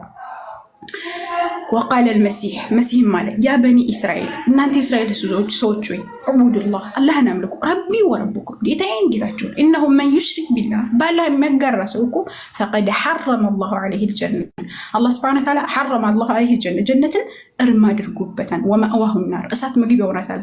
ወማ ሊዛሊሚነ ሚን አንሷር ለበዳዮች ይህ እንጂ ሌላ አይገባቸውም እያለ ይናገራል። ስለዚህ ኢሳ አልመሲህ ያስተማረው ምንድን ነው? አንዱን አምላክ በብቸኝነት ተገዙ፣ ከጣዖታት ራቁ። ባይብልም ላይ ሄጂ ያስተማረው ይሄን ነው። ስለዚህ ያኔ የእስራኤል ልጆች ወይ ይላል ሐዋርያ ሥራ የእስራኤል ልጆች ወይ ይህን ቃል ስሙ። ራሳቸው እንደምታውቁት የናዝሬቱ ኢየሱስ እግዚአብሔር በእርሱ በኩል ባደረገው ተአምራትና በድንቆች ምልክቶች ከእግዚአብሔር ዘንድ ለእናንተ የተገለጠ ሰው ነበረ ነው የሚለው። እንዴት ሰው ይመለካል? ሰው አይመለክም። ኢየሱስ ያስተማረው ምንድን ነው? እስራኤል ሆይ ስማ ጌታ አምላካችን አንድ ነው ነው። አንድ እንትን ፈታኝ መጥቶ ይፈትነው ነበር ሰይጣን ማለት ነው። ኢየሱስ መጥቶ ፈተነው። ምን አለው? ወድቀህ ብትሰግድልኝ የምድርን ነገር ሁሉ እሰጥሃለሁ ብሎ ሲፈትነው ምንድን ነው? ለጌታ ለአምላክህ ስገድ፣ እርሱን ብቻ አምልክ ተብሎ ተጽፏል ነው ብሎ የነገረው። እርሱን ብቻ አንዱንና ብቸኛውን አምላክ አምልክ እያለ ነቢያት እያዘዙ እኔ ለምንድን ነው 3 አካላቶችን የማመልከው? እና 3 አካላቶች እንድመለኩ ባይብልም ሆነ ቁርአን አያዝም። ታዲያ አሁን ቁርአን ከነቢ መሐመድ ሰለላሁ ዐለይሂ ወሰለም በኋላ አይደለም የመጣው። ቁርአን ማነው እንትን የእስልምና አስተምህሮቶች ቀደምት የነበረ ነው። ከአዳም ጀምሮ የነበረ ሃይማኖት ነው። የሰው ልጅ የተፈጠረበት ሃይማኖት፣ ነቢያት ሁሉ የሰበኩት ሃይማኖት ነው። ከጊዜ በኋላ የመጣ አይደለም። ቅድም መሲ እየነገረችሽ ነበር። ክርስትና የተመሰረተው ኢየሱስ ካረገ ከ100 ምናምን ዓመት በኋላ ነው። ክርስትና የሚለውን እሳቤ ሰዎች የሰጡት የሰየሙት እንጂ ሐዋርያትም ሆነ ነቢያትም ሆነ ክርስትና የሚባል ሃይማኖት አያውቁም። ስለዚህ እስልምና ከተባለ እስልምና ግን እነ ሙሴ፣ እነ ይስሐቅ፣ እነ ያዕቆብ፣ እነ አብርሃም እነዚህ ሁሉ ሙስሊሞች ነበሩ። አምላካችን አላህ ሱብሓነሁ ወተዓላ ስለ አብርሃም ሲነግረን አብርሃም ይሁዳዊም ክርስቲያንም አልነበረም፣ ነገር ግን ወደ ቀጥተኛው መንገድ ያዘ ነበር፣ ሙስሊም ነበር እያለ ይናገራል።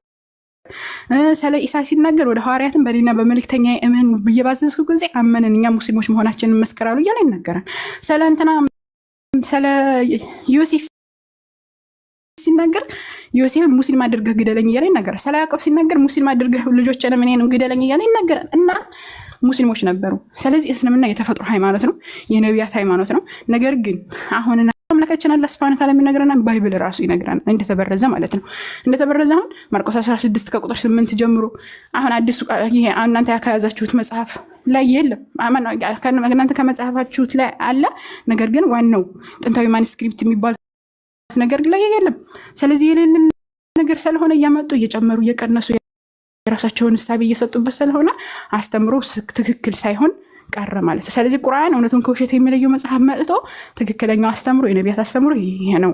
እነሱ ደግሞ ተሳስተዋል። ጥበቃውን ለነሱ ሰጥቶ ስለነበረ ነቢያቶች በሚሞቱ ጊዜ ጥበቃቸውን በትክክል ስላልተወጡ ፈጥሮ ዝም ብሎ አልተወንም። ሁለተኛ ደግሞ ምንድነው ከተባለ እንትን ምንድነው በምጥ ትወልጃለች ተብላለች። ከተረገመችው እርግማን ውስጥ አንዱ በምጥ መውለድ ነው።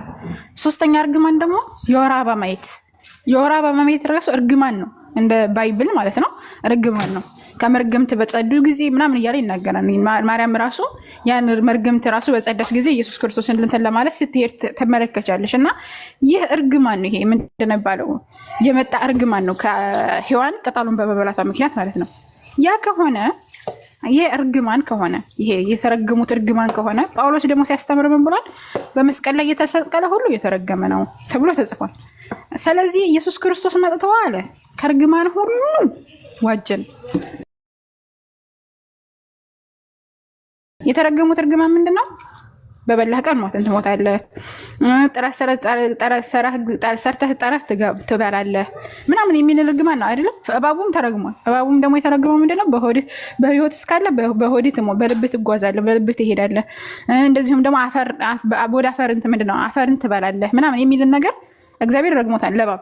እባቡ ምንም እንስሳ ቢሆን እንግዲህ ነፃ ምርጫው እንዴት ነው ምናምን የሚለውን ነገር ላይ ጥያቄ ሆኖ ሳለ ነገር ግን እነዚያ ሁሉ እርግማን ተረግመዋል። ያንን እርግማን ደግሞ ኢየሱስ መጥቶ ከእርግማን ሁሉ ዋጀን ብሎ ጳውሎስ አስተምሯል። ስለዚህ ጳውሎስ ካስተማረ ይሄን ነገር የትርጉማን ነው የተወገደልን ነው። አሁን ሪል ማየት አለብን። እንግዲህ እርግማን ሁሉ ተዋጅተን ከሆነ ኃጢአታችን ተሰርዞልን ከሆነ ያ እርግማን ተወግዶ ከሆነ የታለ የተወገደው ነው ጥያቄው። የመጀመሪያው ሞት ላይ እንሄድ። የመጀመሪያው እንግዲህ ስጋዊ ሞት ነው። እዚች ምድር ላይ ማንም እየቀረ አይደለም። ኢየሱስ በመሞቱ ምክንያት ሁሉም ሰው እየሞተ ነው። በህይወት ያለ ሰው የለም። ለበይ ኦኬ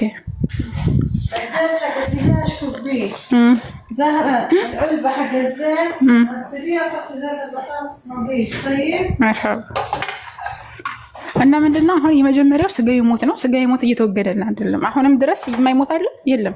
ክርስቲያን ሆኖ ኢየሱስ ክርስቶስን በማመኑ ምክንያት እስኪ አንድ ሰው አምጡልን ያልሞተ ኢየሱስ ክርስቶስን ስላመነ ብቻ ማለት ነው። ስለዚህ እርግማኑ አልተወገደም። ይሄ የመጀመሪያው ነው። ሁለተኛ ደግሞ ሴት ልጅ በወር አበባ በጭንቅ ሔዋን የተረገመችው እርግማን አለ። እንግዲህ ጥረህ ሰርተህ ግረህ ትበላለህ የተባለው ነው። እንግዲህ እየፈጉ ነው የሚበሉት። መቼም ከሰማይ መና አይወርድላቸውም የክርስቲያን ወንዶች እየፈጉ ነው የሚበሉት። እንግዲህ አዳም የተረገመው እርግማን አሁንም አልተወገደም። በይ ሶስተኛው አዳም የተረገመው እርግማን ምንድነው? ከእግዚአብሔር መለየት። ከእግዚአብሔር አንድ ሰው ኃጢአት ሲሰራ ከእግዚአብሔር ይለያል። ስለዚህ አሁን ምድር ላይ የማይሰራ ኃጢአት የለም። ከትልቅ እስከ ትንሽ በፊት ያልተሰራ ኃጢአት ከአዳም እንግዲህ አዳም እግዚአብሔር አትብላ ያለውን ቅጠል ነው የበላው። አሁን ግን እግዚአብሔር አትስሩ ያለውን ማንኛውም ኃጢአት ምድር ላይ ወንድ ይሰራል። ግልጽ ነው። ስለዚህ ከእግዚአብሔር የአንድ ሰው ኃጢአት ሲሰራ ከእግዚአብሔር የሚለይ ከሆነ ያን ሞትም አሁንም እየሞተ ነው። ገብታችኋል? የኃጢአት ሞት የሚባለውን ነገር ማለት ነው።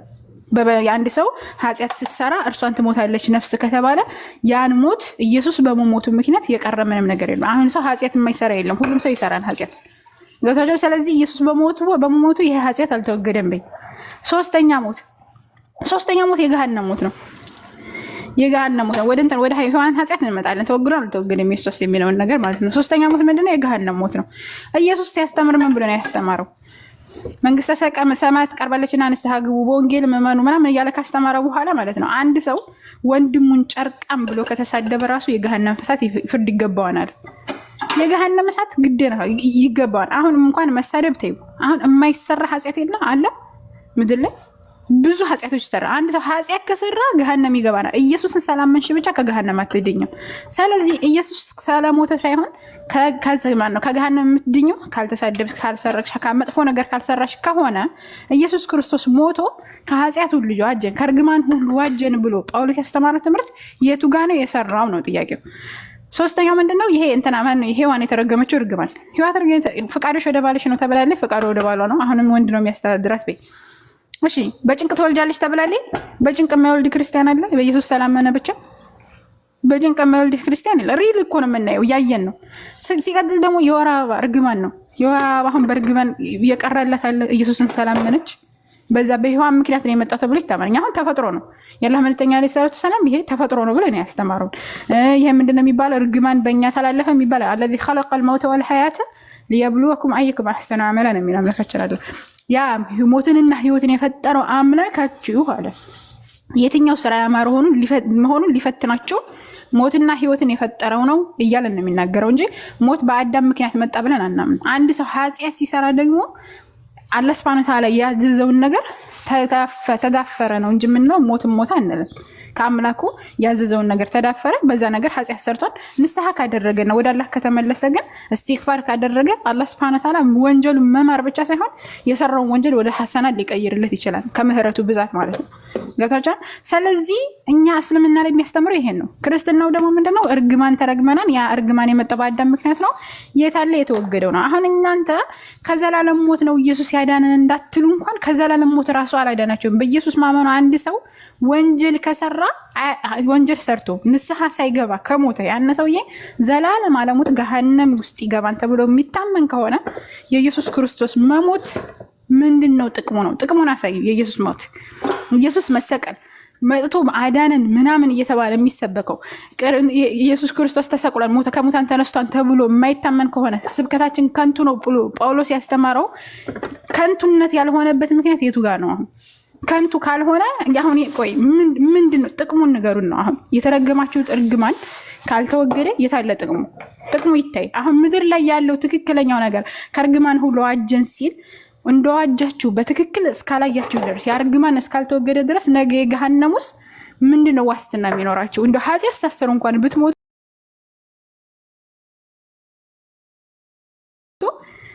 ነገ ዋስትና የሚኖራችሁ ነገር ምንድነው? ሲቀጥል ደግሞ ኢየሱስ ክርስቶስ ከርግማን ሁሉ ካልዋጃችሁ በአዳም ምክንያት የመጣው ነገር ሁሉንም አልተሰቀለበትም ማለት ነው። ስለዚህ ለአንዱን ትቶ ለአንዱ ነው የመጣው እያላችሁ ነው ክርስቲያኖች። ለምንድን ነው የመጣው ኢየሱስ? ሊሞት ከሁሉም ለኃጢአታችሁ ሊሞት ከሆነ እንደው ተውት። ዛሬ የምትሰሩትን ወንጀል እንኳን ተውት። ለምንድን ነው ወደ ሞት የሚባለው ነገር በአዳም ምክንያት ካመጣ ለምንድን ነው ሞት ኢየሱስ ክርስቶስ በሞቱ ሞትን ያላስቀረው? ግልጽ ነው። የኢየሱስ ክርስቶስ መሞት ትርጉሙ እስከዛሬ ድረስ አልገባኝም፣ አሁንም አልገባኝም። ወደፊት እንጃለ እንግዲህ ኢንሻአላህ ጠይቃለሁ። ወደፊት ምናልባት የሚገባኝ ከሆነ እስካሁን ጭራሽ ያልገባኝ ነገር ቢኖር የኢየሱስ መሞት ያለምንም ጥቅም መሆኑ ነው። ግልጽ ነው። ቅድም ሲታይ እንደነበረው እንግዲህ ብዙ ነገራቶች ተማምረናል። ይሄ ሞት የሚባለው ነገር የኃጢአት ውጤት እንደሆነ እንደዚህም ደግሞ ውጤት የሚባለው ነገር ደግሞ አንድ ሰው ንስሐ ከገባ ኢየሱስ ራሱ እኮ ሲመጣ ምንድን ነው ያስተማረው? ኃጢአት እንትን ጻድቃንን ሳይሆን ጻድቃን ነበሩ በነገራችን ላይ በኢየሱስ ጊዜ። ኢየሱስ ካልሞተ ጽድቅ የለም ብላችሁ የምታምኑ ከሆነ ክርስቲያኖች ኢየሱስ ክርስቶስ ጻድቃንን ሳይሆን ኃጢአተኞችን ወደ ንስሐ ልጋብዝ ነው የመጣሁት፣ ልጠራ ነው የመጣሁት አለ። መንግስተ ሰማይ ቀርባለችና ንስሐ ግቡ በወንጌልም እመኑ እያለ ነው ሲንተን። ኢየሱስ እኮ ከመሞቱ በፊት እኮ ኃጢአታቸው የተሰረየላቸው እኮ ሰዎች ኃጢአትሽ ተሰረየልሻል ሲላት አልነበረ እንዴ? ኢየሱስ ደም ሳይፈስ ስርየት የለም የሚለው አስተምሮ ውሸት፣ ወላሂ ውሸት። ምክንያቱም ኢየሱስ ክርስቶስ በህይወት እያለ ራሱ እግዚአብሔር ኃጢአታቸውን ያሰረየላቸው በጣም ብዙ አካላቶች አሉ። ኃጢአታቸው ተሰረየላቸዋል ሂዱ እየተባሉ ማለት ነው። ስለዚህ የታለ ኢየሱስ ክርስቶስ አሁን ካልሞተ ኃጢአት ስርየት የለም የሚለው አስተምሮ ስህተት ነው። ብሉይ ኪዳን ላይ ራሱ አንድ ሰው ወደ አምላኩ ከተመለሰ ቅድም ሲያሳይሽ ነበር፣ ወደ አምላኩ ከተመለሰና ይቅርታ ከጠየቀ ኃጢአቱ ሁሉ ይዋጃል፣ ኃጢአት ሁሉ ይቅር ይባላል። አምላክ ይቅር ባይ አምላክ ነው። ገብቶሻል? እንትን ይሰጥሻል፣ የሆነ ፉርሳ ይሰጥሻል። ሰው ስለሆነ ተሳሳሽ ስለሆነ ነፃ ምርጫ ሰጥቶን ስለሆነ ፉርሳ ይሰጠናል። አምላክ ጨካኝ አይደለም። ገብቶሻል? እንትን ይሄ ቻንስ ይሰጥሻል ንስሐ እንድትገቢ ወደ አምላክ እንድትመለሽ። ነቢያት ራሱ የመጡት አንዱ ይሄ ነው፣ ንስሐ እንዲገቡ ሰዎች። ኢየሱስ ራሱ የመጣ አንዱ ምክንያት ኃጢአተኞችን ወደ ንስሐ ልጠራ ነው የመጣሁት ብሎ ነው ያስተማረው እንጂ የሞተ ተሰቀለ ምናምን የሚለው ነገር ስህተት የሆነ አስተምሮ ነው። ኢየሱስ ክርስቶስ ቢሞት ምንም የሚያስቀረው ነገር የለም፣ ትርጉም አልባ ነው። እስኪ ባይብልን አጥኑና ከባይብል አንጻር ሞት የሚባለው ነገር ምንድን ነው? እርግማን የሚባለው ነገር ምንድን ነው? የኢየሱስ ስቅለት እሺ ቢሰቀል ምንድን ነው ጥቅሙ ብላችሁ እስኪ ቸክ አድርጉ፣ አንብቡና ማለት ነው ክርስቲያኖች። ከዛ በኋላ እስኪ መልሱን ታገኛላችሁ። ገብቶሻን ያወራሁት እስካሁን ቤዝዬ?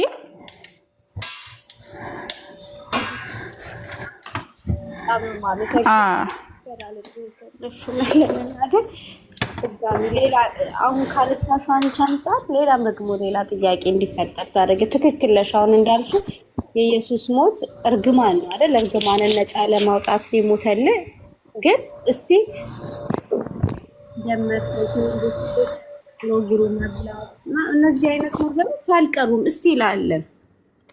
ትክክል ነሽ። ገባሽ? እሱ ከመሰቀሉም ከመሞቱም በፊትም ተናግሯል። አንድን ሴት ምሬሻለሁ አንቺ ሴት ምናምን ብሎ ተናግሯል እና ሳይሞትም ተምረዋል። ገባሽ? እሱም በማመን ብቻ ማንም ሰው ወደ ገነት ማንም ሰው አይገባም። ክርስቶስን ኢየሱስ በማመን ብቻ ኃጢአት ስላመንሽ ብቻ ኃጢአተኛ ኮሽ ነው አትገቢም። እና በጣም ብዙ ጥያቄ የሚፈጥሩ ነገሮች አሉ እውነት ለመናገር። ኢንሻአላህ እስኪ ደግሞ ብዙ ትንላለን። እኔ ለሚቀጥል ሰው ካለ ይቀጥል። አላህ ይምራሽ። ኢንሻአላህ ዱዓ እናደርግልሻለን በምንችለው አቅም። ቅኑ መንገድ አላህ ይምራሽ። የሆነት ልብ በጣም እንትናትኝና ያ ሙቀልበል ቁሉብ ሰብት ቁሉበና አላ ዲንክ ይላሉ የአላህ መልእክተኛ ሰለላሁ ዐለይሂ አንተ ልብን እንደፈለክ የምትገለባብጥ ጌታዬ ሆይ ልቤን በድንህ ላይ አጽናልኝ ማለት ነውና እኛን የሚያጽናን አንቺንም ወደ ቅኑ መንገድ ይምራሽ። ኢንሻአላህ ዱዓ እናደርግልሻለን። ቤዚ ኢየሱስ በሙስሊም አልሞተም ተብሎ ነው የሚታሰበው። እናንተ አልሞተም ብላችሁ ነው የምትሉት በሙስሊም? እጠር አድርጌ ስለ ኢየሱስ ልንገርሽ። እኛ ያለንን እምነት ኢየሱስ ክርስቶስ ለእስራኤል ልጆች መልእክተኛ ተደርጎ የተላከ አንድ መልእክተኛ ነው። አምላክ ነቢያቶችን እንደሚልከው ሁሉ ኢየሱስንም ልኮታን ብለን እናምናለን። ኢየሱስ ክርስቶስ ካፈጣጠሩ ስንጀምር ከማርያም ስንጀምር ለምሳሌ ማርያም የተፈጠረችው እንዴት ነው? ስለት እናቷ ስለት ገብታ ነበረ ልጅ እንትና ስላልነበራት ማለት ነው። ከዛ በኋላ ስለት ተሳለች፣ ወንድ ልጅ ትወልዳለሁ ብላ አስባ ነበረ፣ ሴት ወለደች። መርየም ብላ ሰየመቻት፣ አምላኳን የምትገዛ ማለት ነው መርየም። ከዛ በኋላ እንትናለች ያኔ ለዘከርያ የሚባለው ዘካሪያስ ተሰጠች። ዘካሪያስ ደግሞ በቤተ መቅደስ ወይም ደግሞ በእንትን ላይ እንትና አሳደጋት። ከዛ በኋላ አደገች። ከዛ በኋላ ያቺ ሴት ድንግል ሆና ነው የኖረችው። አምላካችን አላህ ሱብሃነሁ ወተዓላ ከዚህች ሴት አንድ ሰው ፈጠረ። ማንን? ኢየሱስን።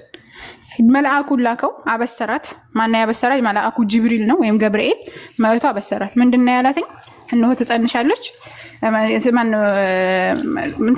ምንድነው ያላትኝ? እነሆ ጌታ አላህ ሱብሃነሁ ወተዓላ እንደሚያበሰራት እንደዚሁም ደግሞ ያን ደግሞ ኢየሱስ ክርስቶስን እንደምትወልድ ምናምን እንደዚህ አበሰራትኝ። ከዛ በኋላ እሷ ስትናገር ምንድነው ያለችው? ሰው ያልነካኝ ሲሆን እንዴት ለእኔ ልጅ ኖረኛል አለች። ሰው አልነካኝም። ያኔ ምንድን ማለት ነው? ያኔ ከበፊት ምንም አይነት ባልም አላገባሁም፣ ምንም ነገር ግንኙነት የለኝም፣ ድንግል ነኝ። ስለዚህ እንዴት ነው ሰው ያልነካኝ ሲሆን ለእኔ ልጅ የሚኖረኝ ምናምን ብላ ስትጠይቅ ነገሩ እንዳልሽው ነው፣ አላህ የሚሻውን ይፈጥራል አላት። ከዛ በኋላ አላህ ሱብሃነሁ ወተዓላ የሰው ልጆች በአራት አይነት መንገድ ፈጥሯል። እንደምናምነው ማለት ነው። የመጀመሪያው አፈጣጠር የአዳም ነው ያለ እናት ያለ አባት። ሁለተኛው ደግሞ የሔዋን ነው ከአባት ብቻ ያለ እናት። ሶስተኛው ደግሞ የኛ አፈጣጠር ነው ከእናትና ከአባት።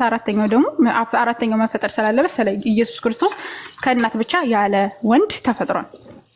ከዛ በኋላ ያን የተደረገበት ምክንያት በነገራችን በዘመኑ በጣም በሕክምና የነጠቁ ሰዎች ስለነበሩ እነሱን ምን ያክል ወደ አላህ ሱብሃነሁ ወተዓላ በተአምር የተወለደ ልጅ እንዳምኑ ወይም ደግሞ ይሄ ነቢይ ይሄ ሰው ወደ አንዱ አምላክ ጥሪ እንዳደረገ ማንኛውም ተአምር ሲሰጣቸው ለነ ሙሴ ለምሳሌ ባህርን መክፈል፣ እጃቸው ከብብታቸው ሲወጡ ብርሃን መሆን፣ ባቡይቱን ወደ ምንድነው ይባለው ዘንጊቱ ወደ እባብ መቀየር ምናምን ተአምር ተሰጥቷቸዋል። ለእነ አብርሃም ከእሳት ውስጥ ገብቶ አለመቃጠል ሁላ የእነ አብርሃም ተሰጥቷቸዋል። ተአምራቶች ብዙ ተአምራቶች ተሰጥቷቸው፣ ነገር ግን ያ ተአምር ምንድነው ሲባል ወደ አላህ ሱብሃነሁ ወተዓላ ሰዎች እንዲመጡ ነው። ያንን ተአምር ሰጥቶ የሚልካቸው ማነው? አምላክ ነው የሚልካቸው። ያንን ተአምር የሚሰራው አምላክ ነው በእነሱ ውስጥ ሆኖ ማለት ነው። ገብቶሻል? ስለዚህ ኢየሱስ ክርስቶስ መጣ፣ ወደ እስራኤል ልጆችን መልእክተኛ ያደርገዋል ይላል አምላካችን በሱረቱል አሊ ኢምራን ላይ። ወደ እስራኤል ልጆችን መልእክተኛ ያደርገዋል ይላልም። ከጌታ ይዘን ወደ እናንተ በተአምር መጣሁ እያለ ይናገራል። ተአምር ይዞ ወደ እናንተ ከጌታው ተልኮ መጣ ማለት ነው። ገብቶሻል? ከዛ በኋላ መልእክተኛ ተደረገ። በህፃንነቱ ያነዛ ሰዎች በቃ ድንግል ማርያም ድቃላ እርግዛ ነው ምናምን እያሉ በጣም ስሟን በሚያጠፏት ጊዜ አምላካችን አለ ሱረቱል ምዕራፍ 4 ሱረቱል ኒሳ ምዕራፍ 4 ቁጥር 155 ላይ ምናምን አካባቢ ብትመለከቸው በመርየም ላይ ከባድ ቅጥፋትን በመቅጠፋቸው ረገምናቸው ይላል። እሷ ምንም ነገር ሳታጠፋ እነሱ ግን ከባድ ቅጥፋትን ተቀጠፉባት፣ ዋሹባት ማለት ነው። ከዛ ረገማቸው አይሁዳውያን። ገብቶሻል? ከዛ በኋላ በህፃንነቱ እሱ እንዲናገር አደረገው አምላካችን አለ ሱረቱል መርየም ላይ ከቁጥር 17 እስከ 30 ምናምን እስከ 34 እንደዚህ ብታነቢ በግልጽ ያስቀምጥልሻል። እና ከዛ በኋላ ህፃኑ እንዲናገር አለ እኒ አዕቡዱላህ እኔ አላህ ባሪያ ነኝ፣ አታኒ ልኪታብ መጽሐፍ ሰጥቶኛ ወጀዐለኒ ነቢያ ወጀዐለኒ ሙባረከን አይነማ ኩንቱ ወአውሳኒ ቢሶላቲ ወዘካቲ ምናምን እያለ ይቀጥላል። እና እኔ የአላህ ባሪያ ነኝ፣ መጽሐፍን ሰጥቶኛል፣ ነብይም አድርጎኛል እያለ አምላካችን አላህ ሱብሃነሁ ወተዓላ እንዲናገር አደረገው። ማንን? መሲሁን ማለት ነው፣ ኢሳ አለይሂ ሰላም። ከዛ በኋላ እነዛ ሰዎች መለያየት ጀመሩ በመካከላቸው ምናምን። ከሚሱ አመነ ገሚሱ እንዴት ይሆን ይችላል ምናምን እያሉ እየተጠራጠሩ ሄዱ ማለት ነው። ከዛ በኋላ ኢየሱስ ክርስቶስ አደገ። ከዛ በኋላ መስበክ ጀመረ። እስራኤላውያን ኑ ወደ አንዱ አምላክ፣ ጌታዬ ጌታችሁ ነው፣ ስለዚህ ተገዙት፣ ቀጥተኛው መንገድ ነው እያለ መስበክ ጀመረ ማለት ነው። ከዛ በኋላ ሰበካቸው። ሰዎች ደግሞ ምን ያደረጉ? ከልባቸው ባለው ምቀኝነት እሱን መመቀኘት ጀመሩ። ለዛም አምላካችን አላህ ሱብሃነሁ ወተዓላ ነቢያቶች ከፊሎቹ በሚመጡ ጊዜ በከፊሎቹ ያምናሉ፣ በከፊሎቹ ደግሞ ያስተባብላሉ፣ ከፊሎቹን ይገላሉ። ገብቶሻል? አብዛኞቹን ነቢያቶች ገለዋቸዋል።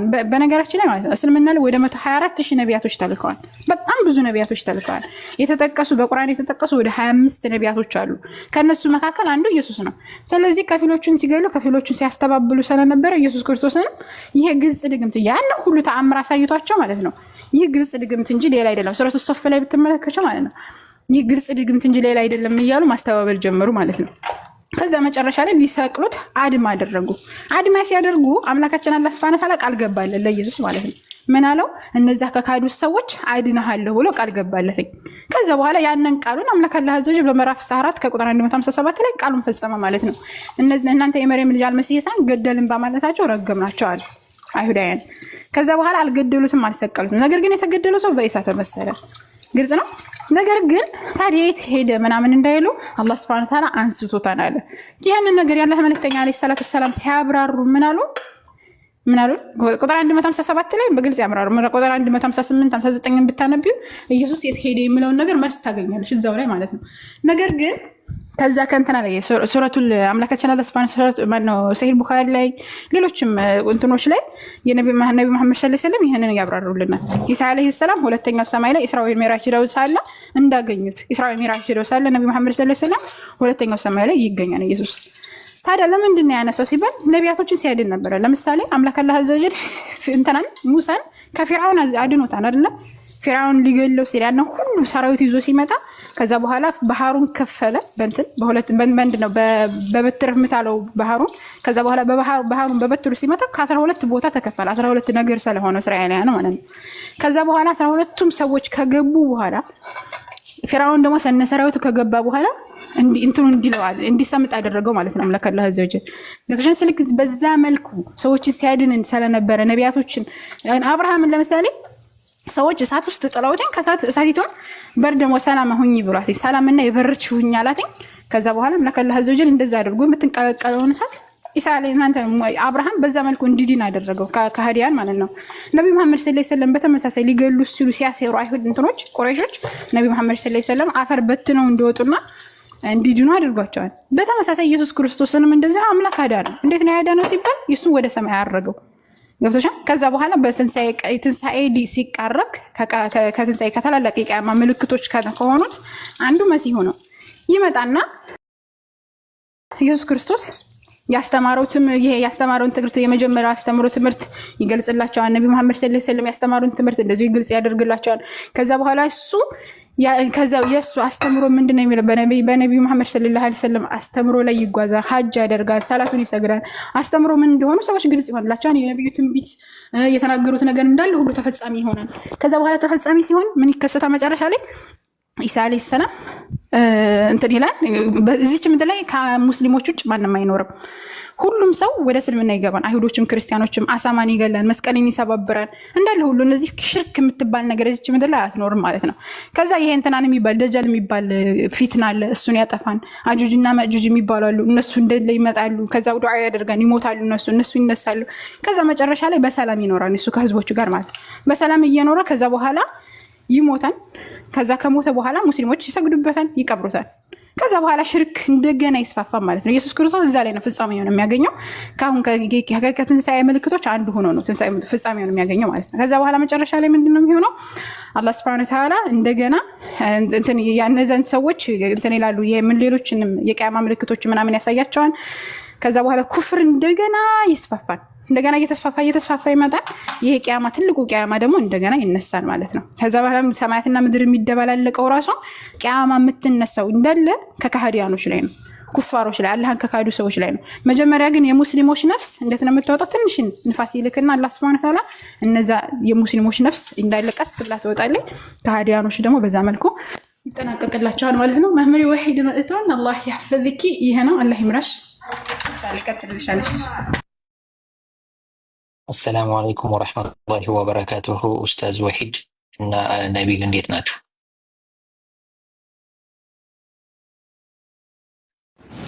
ወአለይኩም ሰላም ወራህመቱላሂ ወበረካቱ። አሰላሙ አለይኩም ወራህመቱላሂ ወበረካቱ። አፎን ገባ አቋረጥኳት መሰለኝ። ያጨረሽው ነገር ካለ ጨርሽ፣ አብሽሪ። እኔ እንኳን ሰላም ልበላችሁ ብዬ ነው ማወራው።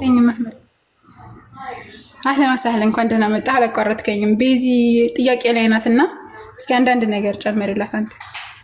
ኧረ እኔ ምን መጨምረው ነገር አለ? እናንተ እያላችሁ እኔ መጨመር እንኳን ብዙም አስፈላጊ አይደለም።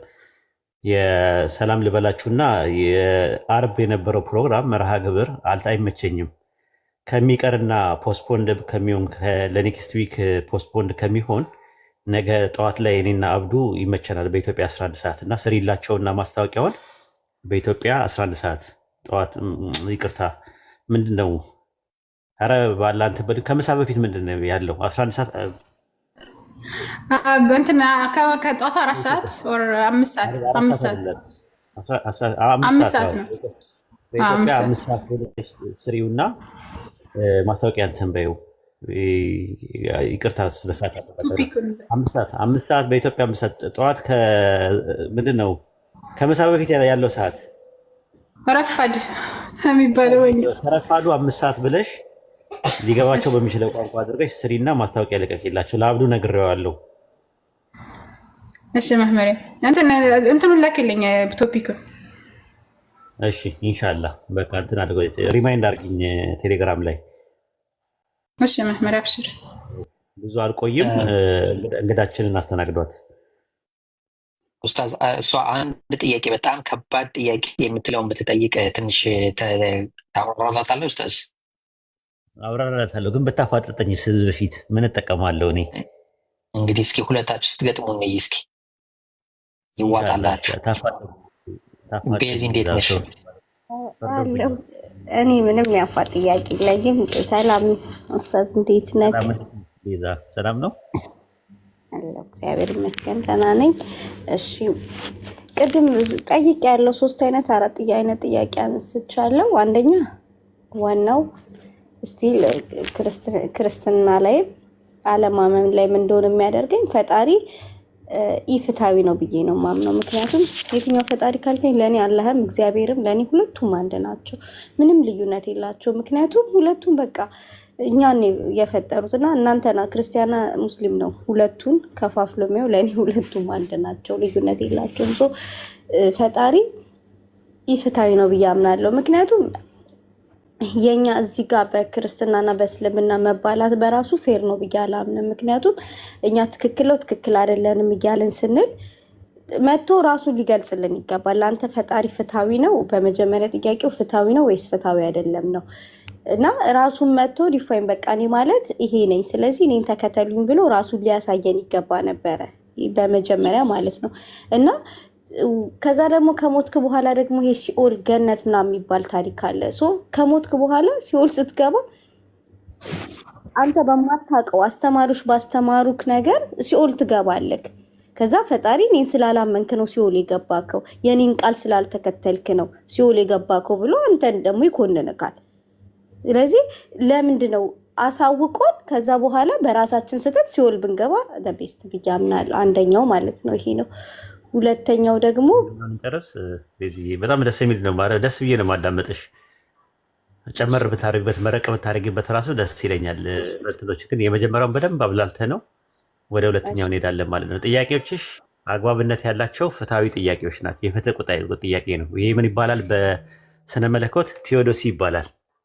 ቴዎዶሲ ማለት የአምላክ ፍትህ የሚል ጥያቄ ነው ያለው እና እንዳንቺ አይነት ደግሞ ስሉጥ አእምሮ ያለው ሰው ሲመጣ ደግሞ ጥያቄውን ማስተናገድ ግድ ይላል ማለት ነው። እና ይኸው ደግሞ ፀጉርሽን እያየሁት ነበረ እና ፀጉርሽ እንትን ብሏል፣ ተሰርቷል አይደለ? ፀጉርሽ አይደለ ተሰርቷል። አዎ ፀጉርሽ የተሰራው ግን ፀጉር ቤት ሄደሽ ነው። እና ፀጉር ቤት እያለ አንድ ሰው ፀጉር ቤት እያለ ፀጉር አስተካካይ የሚባል ነገር ተደርጎ ውጭ ደግሞ ተንጨባሮ አንድ ፀጉር ብታገኝ ምንድን ነው የምትይው? ፀጉር አስተካካይ የለም ብለሽ ትያለሽ? የተንጨባረረ አንድ ሰው አንጨባሮ ፀጉር ያስተካከለ ነው መስቀልቅል ብሎ ግን ፀጉር አስተካካይ የሚባል ነገር የለም እያለ ቢልሽ ምንድን ነው የምትይው? እንዴ ምን ታሾፋለህ እንዴ? ፀጉር ቤት ለምን አትገባም? ይኸው ፀጉር ቤት አለ። አንተ ፀጉር ቤት አልገባህም ማለት ፀጉር አስተካካይ የለም ማለት አይደለም ብለሽ አትመልሽለትም? ያ በትክክል። ስለዚህ አንቺ እንደዛ ነሽ፣ ውጭ ነሽ ያለሽው። እኔ ደግሞ ምንድነው ፀጉርሽ ተንጨባሯል። ፀጉርሽ ስለተንጨባረረ መፍትሄው ምንድነው? መጠየቅሽ ነው። ፀጉር ቤት መግባትሽ ነው የሚያስፈልግ። ካልሆነ በቃ በቃል ልንገርሽ፣ ማስታወሻ ያዥ በእንትንሽ እያየሽው ቢሆን ጥሩ ነው። ይኸውልሽ ምዕራፍ 17 ቁጥር 15 ላይ ያለው ማለት ነው። በደንብ አይታይም። ምዕራፍ 17 ቁጥር 15 ላይ ብዙ ጥቅሶች አልጠቅስልሽም፣ ግን እንድታያቸው ነው። ቁርአን ምን አይነት የፍትህ መጽሐፍ እንደሆነ እንድታዩ ነው ማለት ነው። ፀጉሩ የተንጨባረረበት ሰው ያለው ውጭ ሆኖ ተንጨባረሮብኛል አይበለን። ፀጉር ቤት አለን ገብቶ እንትን ይበል። ፀጉር ቆራጩ ለምንድን ነው ወደ ውጭ የሚያወጣው? አይወጣም። የሚቆርጠው እዛ ቦታው ነው ያለው። ስለዚህ አላህ ምንድነው ያደረገው? መጽሐፍ መልእክተኛ ልኮልናል፣ ነብይ ልኮልናል። ፍትሃዊ ነው። ምንድነው እያደረገ ያለው? ዝም ብሎ ይጠይቃል ወይ? እንዴ አይጠይቅም። እንዴ ፈልገሽ ባልመጣሽ ወደዚህ ዓለም ስትመጪ እኮ በዚህ አስፈቅደሽ አይደለም ወንድና ሴት የምትሆኚው ራሱ በዚህ ዘመን ለፈጠር ብለሽ አይደለም የመጣሽው። በዛ ላይ የሚያደነጋግር አለ፣ የሚያምታታ ነገር አለ፣ የሰዎች ጭቅጭቅ አለ፣ ብዙ ነገሮች አሉ። ስለዚህ የአንቺ ጥያቄ አድሬስ የሚያደርግ መጽሐፍ ጋር ነው። ይኸውልሽ የተመራ ሰው አለ የሚመራ ሰው ለራሱ ነው አለ። የተሳሳተ ሰው ደግሞ የሚሳሳተው ጉዳቱ በራሱ ላይ ነው አለ። ተሸካሚ ነፍስ የሌላኛውን ኃጢአት አትሸክምም፣ መልእክተኛ እስከምንልክ ድረስ የምንቀጥ አይደለም አለ አላህ።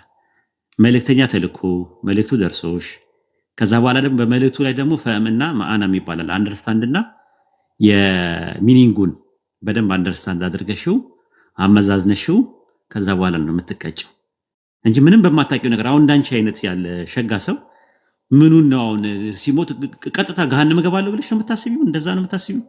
ግራ ገብቶሻል። ለራስሽ አላህ ይጠብቅሽ፣ እድሜ ይስጥሽ። ገና ነሽ፣ ወጣት ነሽ። ገና ወልደሽ ከብደሽ ለቁም ነገር በክተሽ አላህ እንድትወልድ ነው የምፈልገው። የትም እገባለሁ ብዬ አላስብም፣ ግን እንደ ሰውኛ ሰዎች እንደሚያስቡት ነው እንደ እንጂ ሰውኛ እንደ መጽሐፉ እንሂዳውን በቃ እነሱማ ታያቸው። እነሱ ዝም ብለው እኮ ነው እሱ ምናባዊ ነው ወይ ትላትለው የሚበላኝ ብዬ ነው ማስበው። እሱ ምናባዊ ነው። እሱ አላምናቸው። እሱ ከሞቶ መቀስቀስ የሚባለው ነገር ቀስ ብለሽ ታያዋለሽ። መጀመሪያ አፈጣጠርሽን ተመልከች ነው የሚለው ቁርአን። ለምሳሌ አላህ ቻርጅ የሆነው ስፐርምና ሴልና ኤክሴል ፈርቲላይዝ ከማድረጉ በፊት አንቺ የት ነበርሽ? እናትና አባትሽ በተራክቦ ከመገናኘታቸው በፊት አንቺ የት ነበርሽ? አንቺን ለመውለድ ንገሪኝ እስቲ ቤዛዬ። እኔማ ምን አልተሰራሁም ወይ ደግሞ አልተሰራሁም። ተመልከች እንግዲህ አየሽ፣ ሴል ከመሆኑ በፊት ነው አየሽ የነበረው ነገር ሞለኪውል ነበረ። ከዛ በኋላ ደግሞ ኤተር ነበር። ከኤተር ነው ወደ አኖድና አቶድ ኪኔቲክ ኢነርጂ ነው። ኪኔቲክ ኢነርጂ የነበረው ነገር ስፖት ላይቷ የነበረችው ኤሌክትሮን፣ ፕሮቶን፣ ኒውትሮን ሆነ። ከዛ በኋላ ምን ሆነ? ሴል ሆነ። ከዛ ቲሹ፣ ኦርጋን፣ ሲስተም፣ ኦርጋኒዝም ቤዛ የምትባለው ዴቨሎፕ አድርጋ ነው የመጣችው። ያንን ያልነበረውን ነገር ወደ መኖር ያመጣ አምላክ አንቺ ከአተምና ከሞለኪውል ኮምፖስት ያደረገው አካልሽ ዲኮምፖስት ካደረገ በኋላ ከእንደገና ኮምፖስት አድርገው ማምጣቱ አያቅተው። አብሽሪ። ለሱ ዋናው የመጀመሪያ አፈጣጠርሽን መመልከት ነው ያለብሽ። ቁርአን እንደዛ ነው። በመቀስቀስ ውስጥ በመጠራጠር ብትሆኑ አፈጣጠራችሁን ተመልከቱ። ለአንቺ የሚመጥን ነገር ነው እዚህ መምጣትሽ ማለት ነው። ራሱ ጊዜ ብቻ ነው አንቺ ምን ያስፈልግሽ። ጊዜሽን ሰተሽ ብቻ በአጽኖትና ባንክሮት ኢሞሽናል ሳትሆኚ ራሽናል ሆነሽ አጥኚው እስልምና።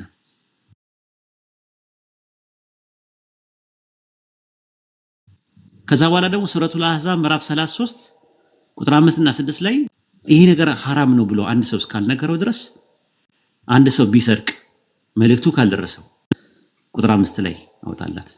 ሳታቂ በምታቂው ነገር እንዲሁ ዝም ብሎ አቦ ባቦ ሰጥ አይደለም ፈጣሪ እንትን የሚለው በግብር ይውጣ አይደለም። ራሱ በዘፈቀደ አይደለም ይችን ዓለም ያመጣት። ፍትሃዊ ነው አምላካችን። አላአድል የሚባል ስም አለው። ራሱ ፍትሃዊ የሚባል ስም አለው። እንደው የምጠይቀው ጥያቄ በአጠቃላይ የህሊና ጥያቄ ነው። የትም የሚሄዱ ነገሮች አይደሉም። አየሽው እዚህ ጋር ምን እንደሚል አምላካችን አለ። በእርሱ ምንድነው የሚለው? በተሳሳታችሁበት ነገር በእናንተ ላይ ኃጢአት አይሆንባችሁም፣ ነገር ግን ልቦቻችሁ አውቀው በሰሩት ኃጢአት ይሆንባቸዋል። አውቀሽው ተረድተሽው ነው ይሄ ነገር ሐላል ነው፣ ይሄ ነገር ሐራም ነው፣ ይሄ ነገር ፈርድ ነው፣ ይሄ ነገር ቡባ ነው፣ ይሄ ነገር መክሩ ነው ብሎ መልእክቱ እስካልደረሰሽ ድረስ ኃጢአትም አይሆንብሽ። አንድ ሕፃን ልጅ ኃጢአት ሰርታል አይባልም፣ አይወረስም ኃጢአት በውርስ። ለአቅመ ሔዋንና ለአቅመ አደም ያልደረሰ ልጅ አይጠየቅም። አንድ ሕፃን ልጅ ከፎቅ ላይ አንድ ሰውን በእርግጫ ብሎ ወርውሮ ቢገለው ነፍሰ ገዳይ ተብሎ ጀሃነም ይገባል? በኢስላም አስተምሮት ኖ አይገባም፣ አይጠየቁም። ብዕር ከሶስት ሰዎች ተነስታለች ይላል። አንደኛ ለአቃለ መጠን ያልደረሰ ልጅ አይጠየቅም። ሁለተኛ ነገር ደግሞ ያበደ ሰው፣ አንድ እብድ ከላይ ሆኖ ከፎቅ ላይ ሆኖ አንድ ሰው ይወርና ቢገድል አላህ የቂያማ ቀን ነፍሰ ገዳይ ብሎ አይጠይቀውም። አቅል የለውማ። ራሱ ወፈፊ ሰዎች ራሱ እኮ አይጠየቁም በኢስላም እንኳን አይደለም እብድ። ወፈፍ የሚያደርጋቸው ሰዎች አጋጣሞች ላይ ይችላል። በዚህ ደረጃ ነው እስልምና ስለ ፍትህ የሚያወራው። ጀነትና ጀሃነም የሚባሉ ነገሮች ሪዋርድ ኤንድ ፓኒሽመንት ናቸው። በፍሪዊል ላይ የተመሰረቱ ናቸው። ቅጣትና ሽልማት ናቸው። ፍሪዊልሽ ላይ ነው ያለው ሁሉ ነገር ማለት። ፍሪዊል ደግሞ ምንድን ነው? ኮንዲሽናል አለ። እንደና ደግሞ የአኒመስ ፍሪዊል የሚባሉ ነገሮች አሉ። በተፈጥሮ የተቀመጠ ነገር ነው። ሰው ከእንስሳና ከመላእክት የሚለይበት ነው። እንስሳት ምንድን ነው? መጥፎ ነገር ይሰራሉ፣ ለሚሰሩት መጥፎ ነገር ፓኒሽመንት ቅጣት የላቸው፣ ይበላላሉ፣ ይነካከሳሉ። መላእክት ደግሞ ጥሩ ነገር ይሰራሉ። ለዚህ ለሚሰሩት ጥሩ ነገር ምን የላቸውም፣ ሽልማት የላቸውም፣ ጀነት አያገኙ፣ ምን አይሉም። ሰው ግን ሪዋርድም ፓኒሽመንትም ፍሪዊል ስላለው ይጠየቃል፣ ሞራል አካውንታቢሊቲ አለው። ስለዚህ ከፍትህ ጋር የምታነሻቸው ነገሮች በአጠቃላይ አግባብነት ያላቸው ጥያቄ ነው። ዝም ብሎ ምናምን አለ። ከሞት መቀስቀስ የሚባል ነገር አለ። አዎ። የሂሳቡ ቀን የሚባል ነገር አለ። አዎ። አላህ የፍርድ ቀን ይጠይቃል። አዎ። ጀነትና ጀሃነም አለ። አዎ። ግን ጀነት ዝም ብሎ ዘው ብሎ የሚገባበት የዘመድ ቤትም አይደለም። ጀሃነም ደግሞ ያለ ፍትሃዊ ዝም ብሎ የሚቀጣበትም አይደለም። ፈጣሪ እኮ ነው የፈጠረሽ እኮ ነው። እሱ ነው እኮ ወደዚህ ምድር ላይ ያመጣሽ። ስለዚህ ሁጃ ቆሙብሽ ሪሳላውን መልእክቱን ሰምተሽ ከዛ በኋላ ሆን ብለሽ የምታመጪ የምታስተባቢ እስካልሆንሽ ድረስ እንዳንቺ አይነት ደርባባ ሰው ተገኝቶ የሚጠይቅ ለምን ጠየቅሽ ተብሎ አይጠይቅሽም። እሱ መጠየቅሽ አግባብ ነው። ጥያቄዎችሽ በጣም አግባብ ናቸው። ስለዚህ ቁጥር 1 ነው ጥያቄዎች ላይ በጥያቄው መልስ ላይ እክል ካጋጠመሽ ዳጎስ ያለ መልስ ሰጥሻለሁ።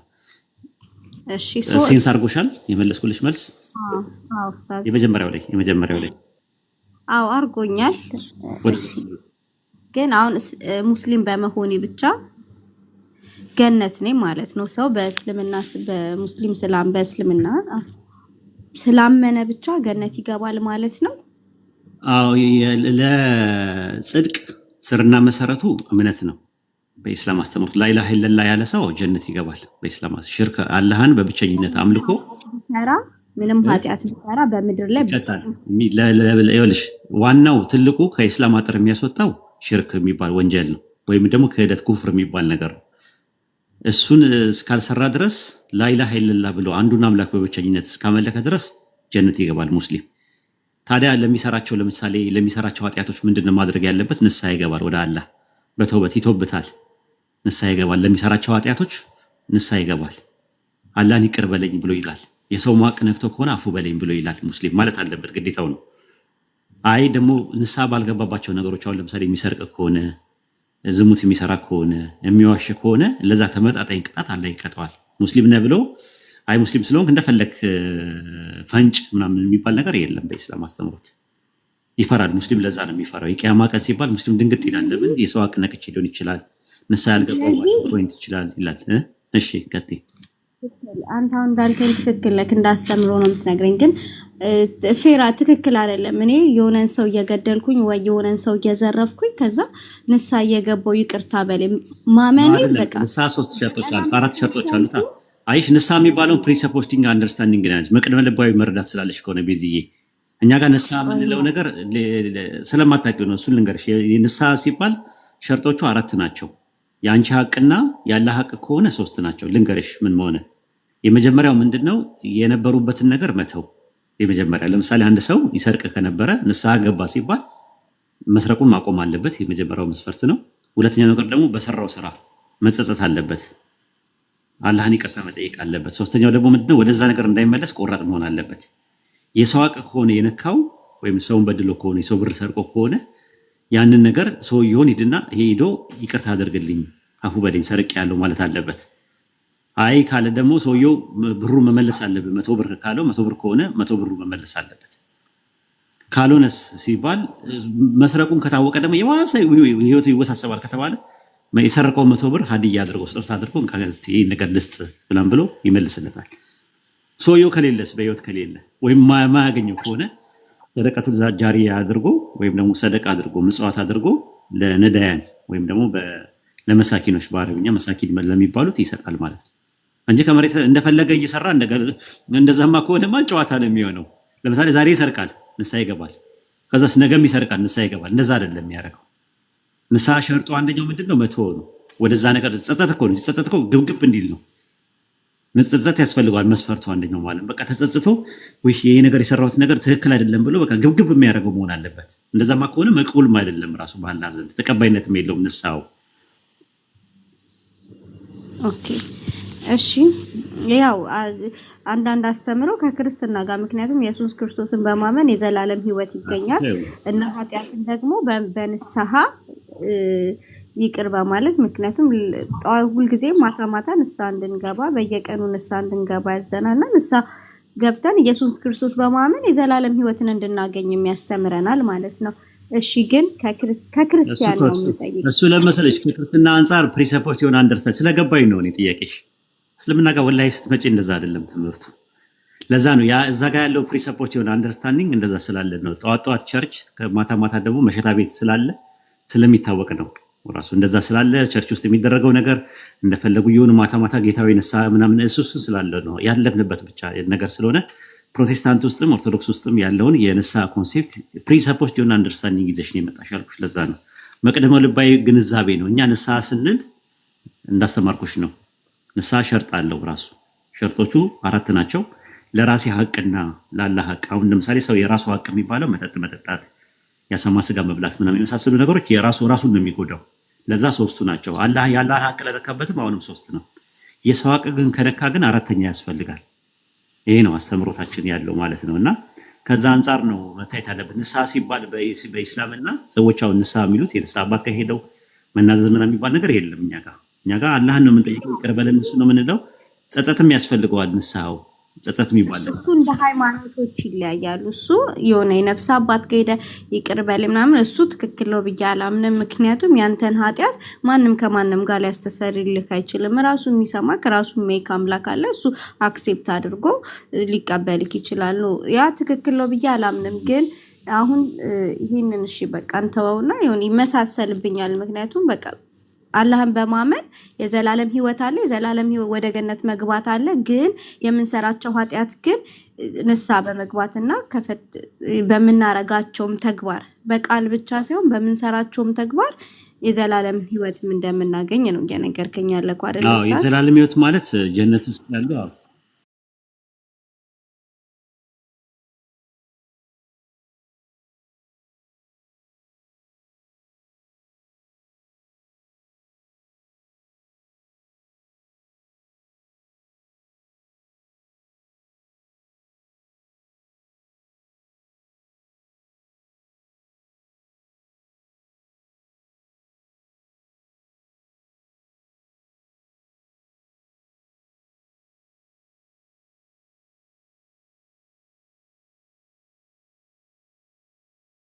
እነዚህ 4 ነገሮች ተቀምጠዋል። እነዚህ 4ቱ ነገሮች ፕሮሰስ ነው። እኛ መዳን ብለን የምንለው ፕሮሰስ ነው ብለን ነው የምናምነው። ሂደት ነው ብለን ነው የምናምነው። ሰደነስ ነው ቅስበት ነው ብለን አናምነው። ፕሮሰስ ነው። ኢሴንሻል ሳሊቬሽን አለ እኛ ጋር፣ አክሲደንሻል ሳሊቬሽን የሚባሉ ነገሮች አሉ። መጀመሪያ አንድ ሰው ልክ ላኢላሃ ኢለላህ የሚለውን ገመድ ሲይዝ በሱረቱል አሊ ኢምራን ምዕራፍ 3 ቁጥር 103 ላይ ከእሳት ጉድጓድ አፋፍ ላይ ይድናል። አፋፉ ምንድነው? ሽርክ፣ ክህደት፣ ኑፋቄ እና ቢዳ የሚባሉ ነገሮች ናቸው። ከዛ ካፋፉ ማለት ነው የሚድንበት ማለት ነው። ከዛ በኋላ ያንን ነገር ያዙ ነው ያላህን ገመድ ያዙ ስለሚል ኢስቲቃማ ያስፈልጋል፣ ጽናት ያስፈልጋል።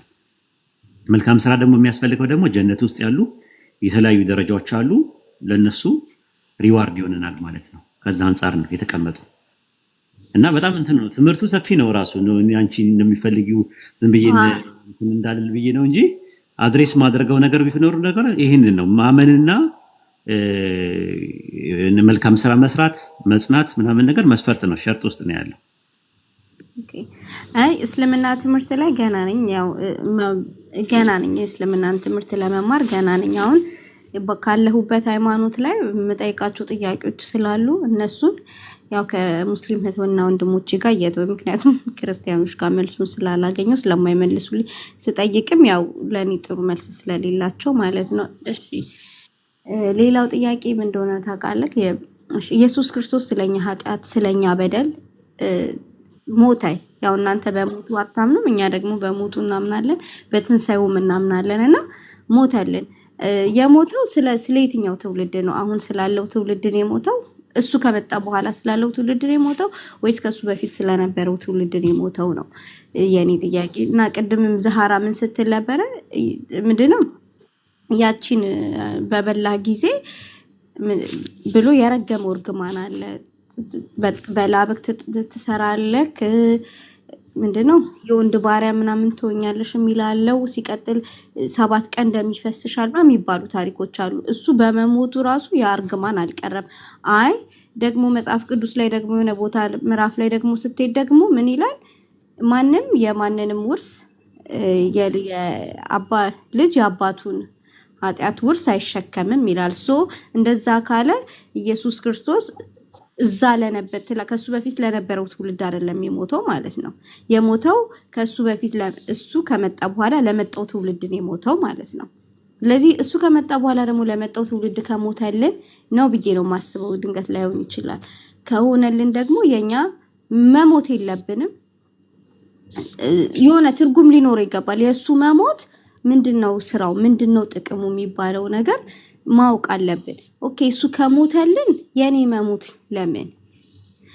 እሱ ከሞተ እኔ ምንም ኃጢአት የለብኝም እዚህ ምድር ላይ ገደልኩም፣ ሰረኩም፣ ዘሞትኩም፣ ምንም አልኩም እኔ ኃጢአት የለብኝም። ምክንያቱም የኔን ኃጢአት ነው የሞተልኝ። በቃ የኔን በደል የተሸከመልኝ አይደል ይላል። ኦኬ እሺ ለና አዳም ከሆነ ደግሞ እዛ ጋር የነበሩት አንዳንዴ እኮ ይሄ 10ቱ ህግ ትእዛዝ ላይ ምናምን የምንላቸው እኮ ማለት ነው ስቲል አሁን ላይ የሚሰሩ ህጎች አሉ። እነዛ ህጎች ራሱ አልተሻሩልንም እና ያን የተረገመም አዳም የተረገመው ሔዋንም የተረገመችው አልተሻረም። እኛ ደም ሊፈሰን አይገባም። ወንድ ልጅ ቁጭ ብሎ ሊበላ ይገባል። ሴት ልጅን የወንድ ባሪያ ሳይሆን ሴት ልጅ ወንድ ልጅ የሴት ባሪያ እንደውም ሊሆን ነበር የሚገባው። እነዚህ ነገሮች አልተስተካከሉም ለማለት ነው።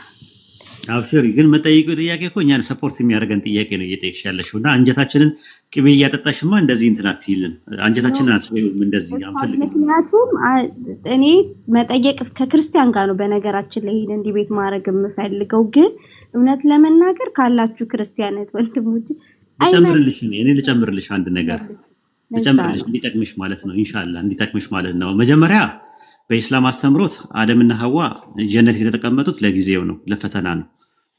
ለጊዜው ነው የተቀመጡት። ኃጢአትም ሰሩም አልሰሩም በኢስላም አስተምሮት መውጣታቸው አይቀሩም። አደምና ሙሳ ሲከራከሩ አደም የመለሰው መልስና ሙሳን የረታው ምንድነው? ለምንድነው ከ40 ዓመት በፊት ከመፈጠሬ ከ40 በፊት አላህ በወሰነብኝ ነገር ለምንድነው መጠየቀኝ ብሎታል። ምንድነው የወሰነው? ሱረቱ በቀራ ምዕራፍ 2 ቁጥር 30 ላይ አላህ ለመላእክት ያላቸው በምድር ላይ ምትክን አድራጊ ነኝ ያላቸው። ስለዚህ ጀነት ውስጥ የነበሩት አደምና ሐዋ ለፈተና ለጊዜ ነው። ኃጢአት ሰሩም አልሰሩም መሞታቸው አይቀርም ነበረ፣ መውጣታቸው አይቀርም ነበር። ሞት የሚባለው ነገር ሱረቱ ሙልክ ምዕራፍ 67 ቁጥር 3 ላይ ቁጥር 2 ላይ የትኛው ስራችሁ ያማረ መሆኑን ሊሞክራችሁ ወይም ሊፈትናችሁ ህይወትና ሞትን የፈጠረ ነው ይላል። ሞትና ህይወት የአንድ ሳንቲም ሁለት ገጽታዎች ናቸው። ሞት ማለት ፋይናል ስቴጅ ኦፍ ግሮዝ ነው በእኛ በኢስላም አስተምሮት እንጂ የአዳም ኃጢአት ውጤት አይደለም ብለን ነው የምናምነው። አዳም በተፈጥሮ የሚሞት ተደርጎ ስለተፈጠረ ኢብሊስ መጥቶ ብትበላ ይህንን ዛፍ እንደ መላኢካዎች ዘውታሪ ትሆናለህ ሲለው ጓጉቶ በላ፣ ግን አልሆነም፣ ዘውታሪ አልሆነም። ዋሽቶታል ኢብሊስ የሚባለው ነገር። ስለዚህ አደምና ሐዋ ዛፉን ቢበሉ የሚሆኑት ነገር ከጀነት ትወጣላችሁ ሳይሆን ያላቸው አላህ ከበደለኞች ትሆናላችሁ ነው ያላቸው። ሱረቱ በቀራ ምዕራፍ 2 ቁጥር 36 ላይ ከበደለኞቹ ትሆናላችሁ አላቸው። ከዛ እነሱ ከወጡ በኋላ ምንድን ነው ያደረጉት? ንስሐ ገቡ። ንስሐ ሲገቡ ምን አደረጉ? ባትምረን ከከሳሪዎቹ እንሆናለን አላቸው። አላህም ጸጸታቸውን ተቀበላቸው። ስለዚህ ከከሳሪዎቹ አይሆኑም፣ ከበደለኞቹ አይሆኑም። በኃጢአታቸው የተነሳ ቢሆን ኖሮ ከጀነት የወጡት ንስሐ ሲገቡ ይመልሳቸው ነበረ። አንድ ያዥልኝ። በባይብልም ከሄድሽ ደግሞ አደምና ሐዋ አዳምና ሔዋን ከገነት የተባረሩት ኃጢአት ስለሰሩ አይደለም። በበላ ቀን ትሞታለህ ያለው እንጂ ከገነት ትወጣለህ ብሎ አላለው። ከገነት የወጡበት ምክንያት ኢብሊስ በነገራቸው ወይም ዲያብሎስ በነገራቸው መሰረት አትሞቱም ስላላቸው የሕይወትን ዛፍ ሊበሉ ሲሉ እንዳይበሉ ፈርቶ ፈጣሪ ራሱ አስወጣቸው። ኦሪት ዘፍጥረት ምዕራፍ 3 ቁጥር 22 ላይ ማየት ትችላለሽ። ወደ ሕይወት ዛፍ እንዳይሄድና እንዳይበላ ለዘላለም ሕያው ነው እንዳይኖር አስወጣዋል። እዛው ከቆየ ይበላል፣ የሕይወት ዛፍን ከበላ ደግሞ ለዘላለም ይኖራል። ያ ነገር እንዳይሆን ነው ቶሎ ብሎ ያስወጣው፣ ሴጣን በተናገረው መሰረት ማለት ነው። አንድ ያዥልኝ። ሁለተኛ ደግሞ በኦርቶዶክስ ትምህርት ከሄድሽ 3ኛ መቃብያን ላይ አዳም ለሰራው ኃጢአት ንስሐ ገብቶ ይቅር ብሎታል። ይቅር ካለው ለምንድን ነው ክርስቶስ መምጣት ያስፈለገው? ለምንድን ነው ወደ ገነት ያልተመለሰው? ሲጀመር በቤተክርስቲያን ትምህርት ቸርች ፋዘርስ እንዳስተማሩት አዳም የሚኖረው ገነት ውስጥ ለ1000 ዓመት ነው። ለጊዜው ነው የገባው። ከ1000 ዓመት በኋላ ወጥቶ መንግስተ ሰማያት ይገባል የሚል ትምህርት አለ ቸርች ፋዘርስ ላይ ማለት ነው። ባይብል ላይ አይደለም ያለው። አንድ እሱን ነው የምነግርሽ። ሁለተኛ ነገር ደግሞ አዳምና ሔዋን የመጣው ኃጢአትና ሞት የሚባለው ነገር በአዳምና በሔዋን ከመጣ ለምንድን ነው? የቤዛ ጥያቄ እሱ ነው። ለምንድን ነው ኃጢአትና ሞት አሁንም ያልቀረው? ኢየሱስ ለኃጢአትና ለሞት የሚባለው ነገር ከከፈለ፣ ቤዛዊ መስዋዕት ከከፈለ ለምንድን ነው አሁን ያለው ሰው በኃጢአትና ሞት የሚባለው ነገር ያልቀረው? ተውት፣ እሱ ሩቅ አትሄዱ። ያመኑ ሰዎች አማንያን የሚባሉት በክርስቶስ ኢየሱስ አዳኝነት የሚያምኑ ሰዎች ለምንድን ነው ኃጢአት የሚሰሩት የሚሞቱት ነው ጥያቄው። አግባብነት ያለው ጥያቄ ነው ራሱ። ስለዚህ እኛ የምንለው ምንድነው? ኃጢአት ማለት አላህ አታድርግ ያለንን መጥፎ ነገር ማድረግ፣ አላህ አድርግ ያለንን መልካም ነገር አለማድረግ ኃጢአት ይሰኛል። ኃጢአት የምሰራው ራሴ ነኝ ራሱ ሌላ ነገር አይደለም። በፍሪ ዊሌ ራሴ ነኝ የምሰራው፣ ራሴ ነኝ የምጠየቀው ማለት ነው። ሞት የሚባለው ነገር አካላዊ ሞት የሚባለው ነገር ከአተምና ከሞለኪል ኮምፖስት የሆንኩበት ነው። ዲኮምፖስት አደርጋለሁ። እንስሳት ለምን ይሞታሉ? የአዳም ኃጢአት ነው። ከአዳም ኃጢአት በፊት ነው የተፈጠሩት እንስሳት። ስለዚህ እንስሳት የሚሞቱበት እጽዋት የሚሞቱበት ምክንያት ኢቨን እንኳን ውስጣችን ያለው ሴል ሞቶ በአዲስ ሴል የሚተካው እኛ አካላችን ዴቨሎፕ እንዲያደርግ ነው። መዋለድ ስላለ ነው። መውለድ የሚባል ነገር ስላለ ነው። እና ይህን ይመስላል። ቤዛ እንትን በይኝ እስቲ ፎሎ አድርግኝ ልውጣ። እኔ ጋር ብዙ ሰዓት የለኝም ለማውራት። ሌሎቹ ወንድሞችም ስላሉ ይጨምሩልሻል የሚያስፈልገው ነገር። ፎሎ አድርጊኝና ላይቭ በመገባበት ሰዓት ላይ የትኛውን ቤት ውስጥ ልታገኘኝ ትችያለሽ። ኢንሻላህ እኔ ጥያቄዎችሽ ተመችቶኛል ሳይሆን በቃ እኛን ሰፖርት የሚያደርግ ነገር ነው፣ የሚደግፍ ነገር ነው። በቃ የምትጠይቂው ሎጂካል ነው፣ ሎጂካል አፕሮች አለሽ። ስለዚህ ሎጂካል በሆነ አፕሮች ጥያቄዎችሽ መመለስ አለባቸው። ማለት ዝም ብሎ የሚታለፉ ነገር አይደለም። አትልቀቂያቸው። እነዚህ ሙስሊሞችን ጥያቄ ስጠይቂ አፋጫቸው። እሺ አደባባይ ላይ እኔ እንዳፋጠጥሽ ማለት ነው። ሻይ ቡና እንኳን አላልሽኝም ራሱ ይሁን ችግር የለውም። ዝም ብሎ በባዶ ወር ነው ስታደርቅኝ የነበረው። ምንም ችግር የለውም። ሌላ ቀን ትክሽኛለሽ ኢንሻላህ። ከሌሎቹ ጋር ቀጥይ። ኦኬ ባረከላሁ ፊክ ጀዛከላሁ ኸይረ ጀዛ ኡስታዝ። አላህ ይጠብቅህ፣ አላህ ይዘንልህ። ዱዓ አድርግላት፣ ሁላችሁም ዱዓ አድርጉላት ለቤዚ። ቤዚ እንግዲህ ቅድም ጀምረን ባወራነው ነገር ላይ በጠየቅሽው ጥያቄ ላይ በተመለሰልሽ መልስ ላይ ሁሉንም ሰብስበሽ አይ ቲንክ ኦቨርዶዝ እንዳይሆን ሁሉንም ሰብስበሽ አዳምጠሽ አኝከሽ አውጥተሽ አውርደሽ ሻይም እየጠጣሽ ቡናም እየጠጣሽ ጣራም እያየሽ ዛሬ የሰማሽውን ነገር በሙሉ እስኪ አውጪው አውርጂው እና በሚቀጥለው በቤትሽም ሆነ በቤታችን ከተገናኘነ ኢንሻአላህ ቃሪ ነገሮችን የምንመልስልሽ ይመስለኛል።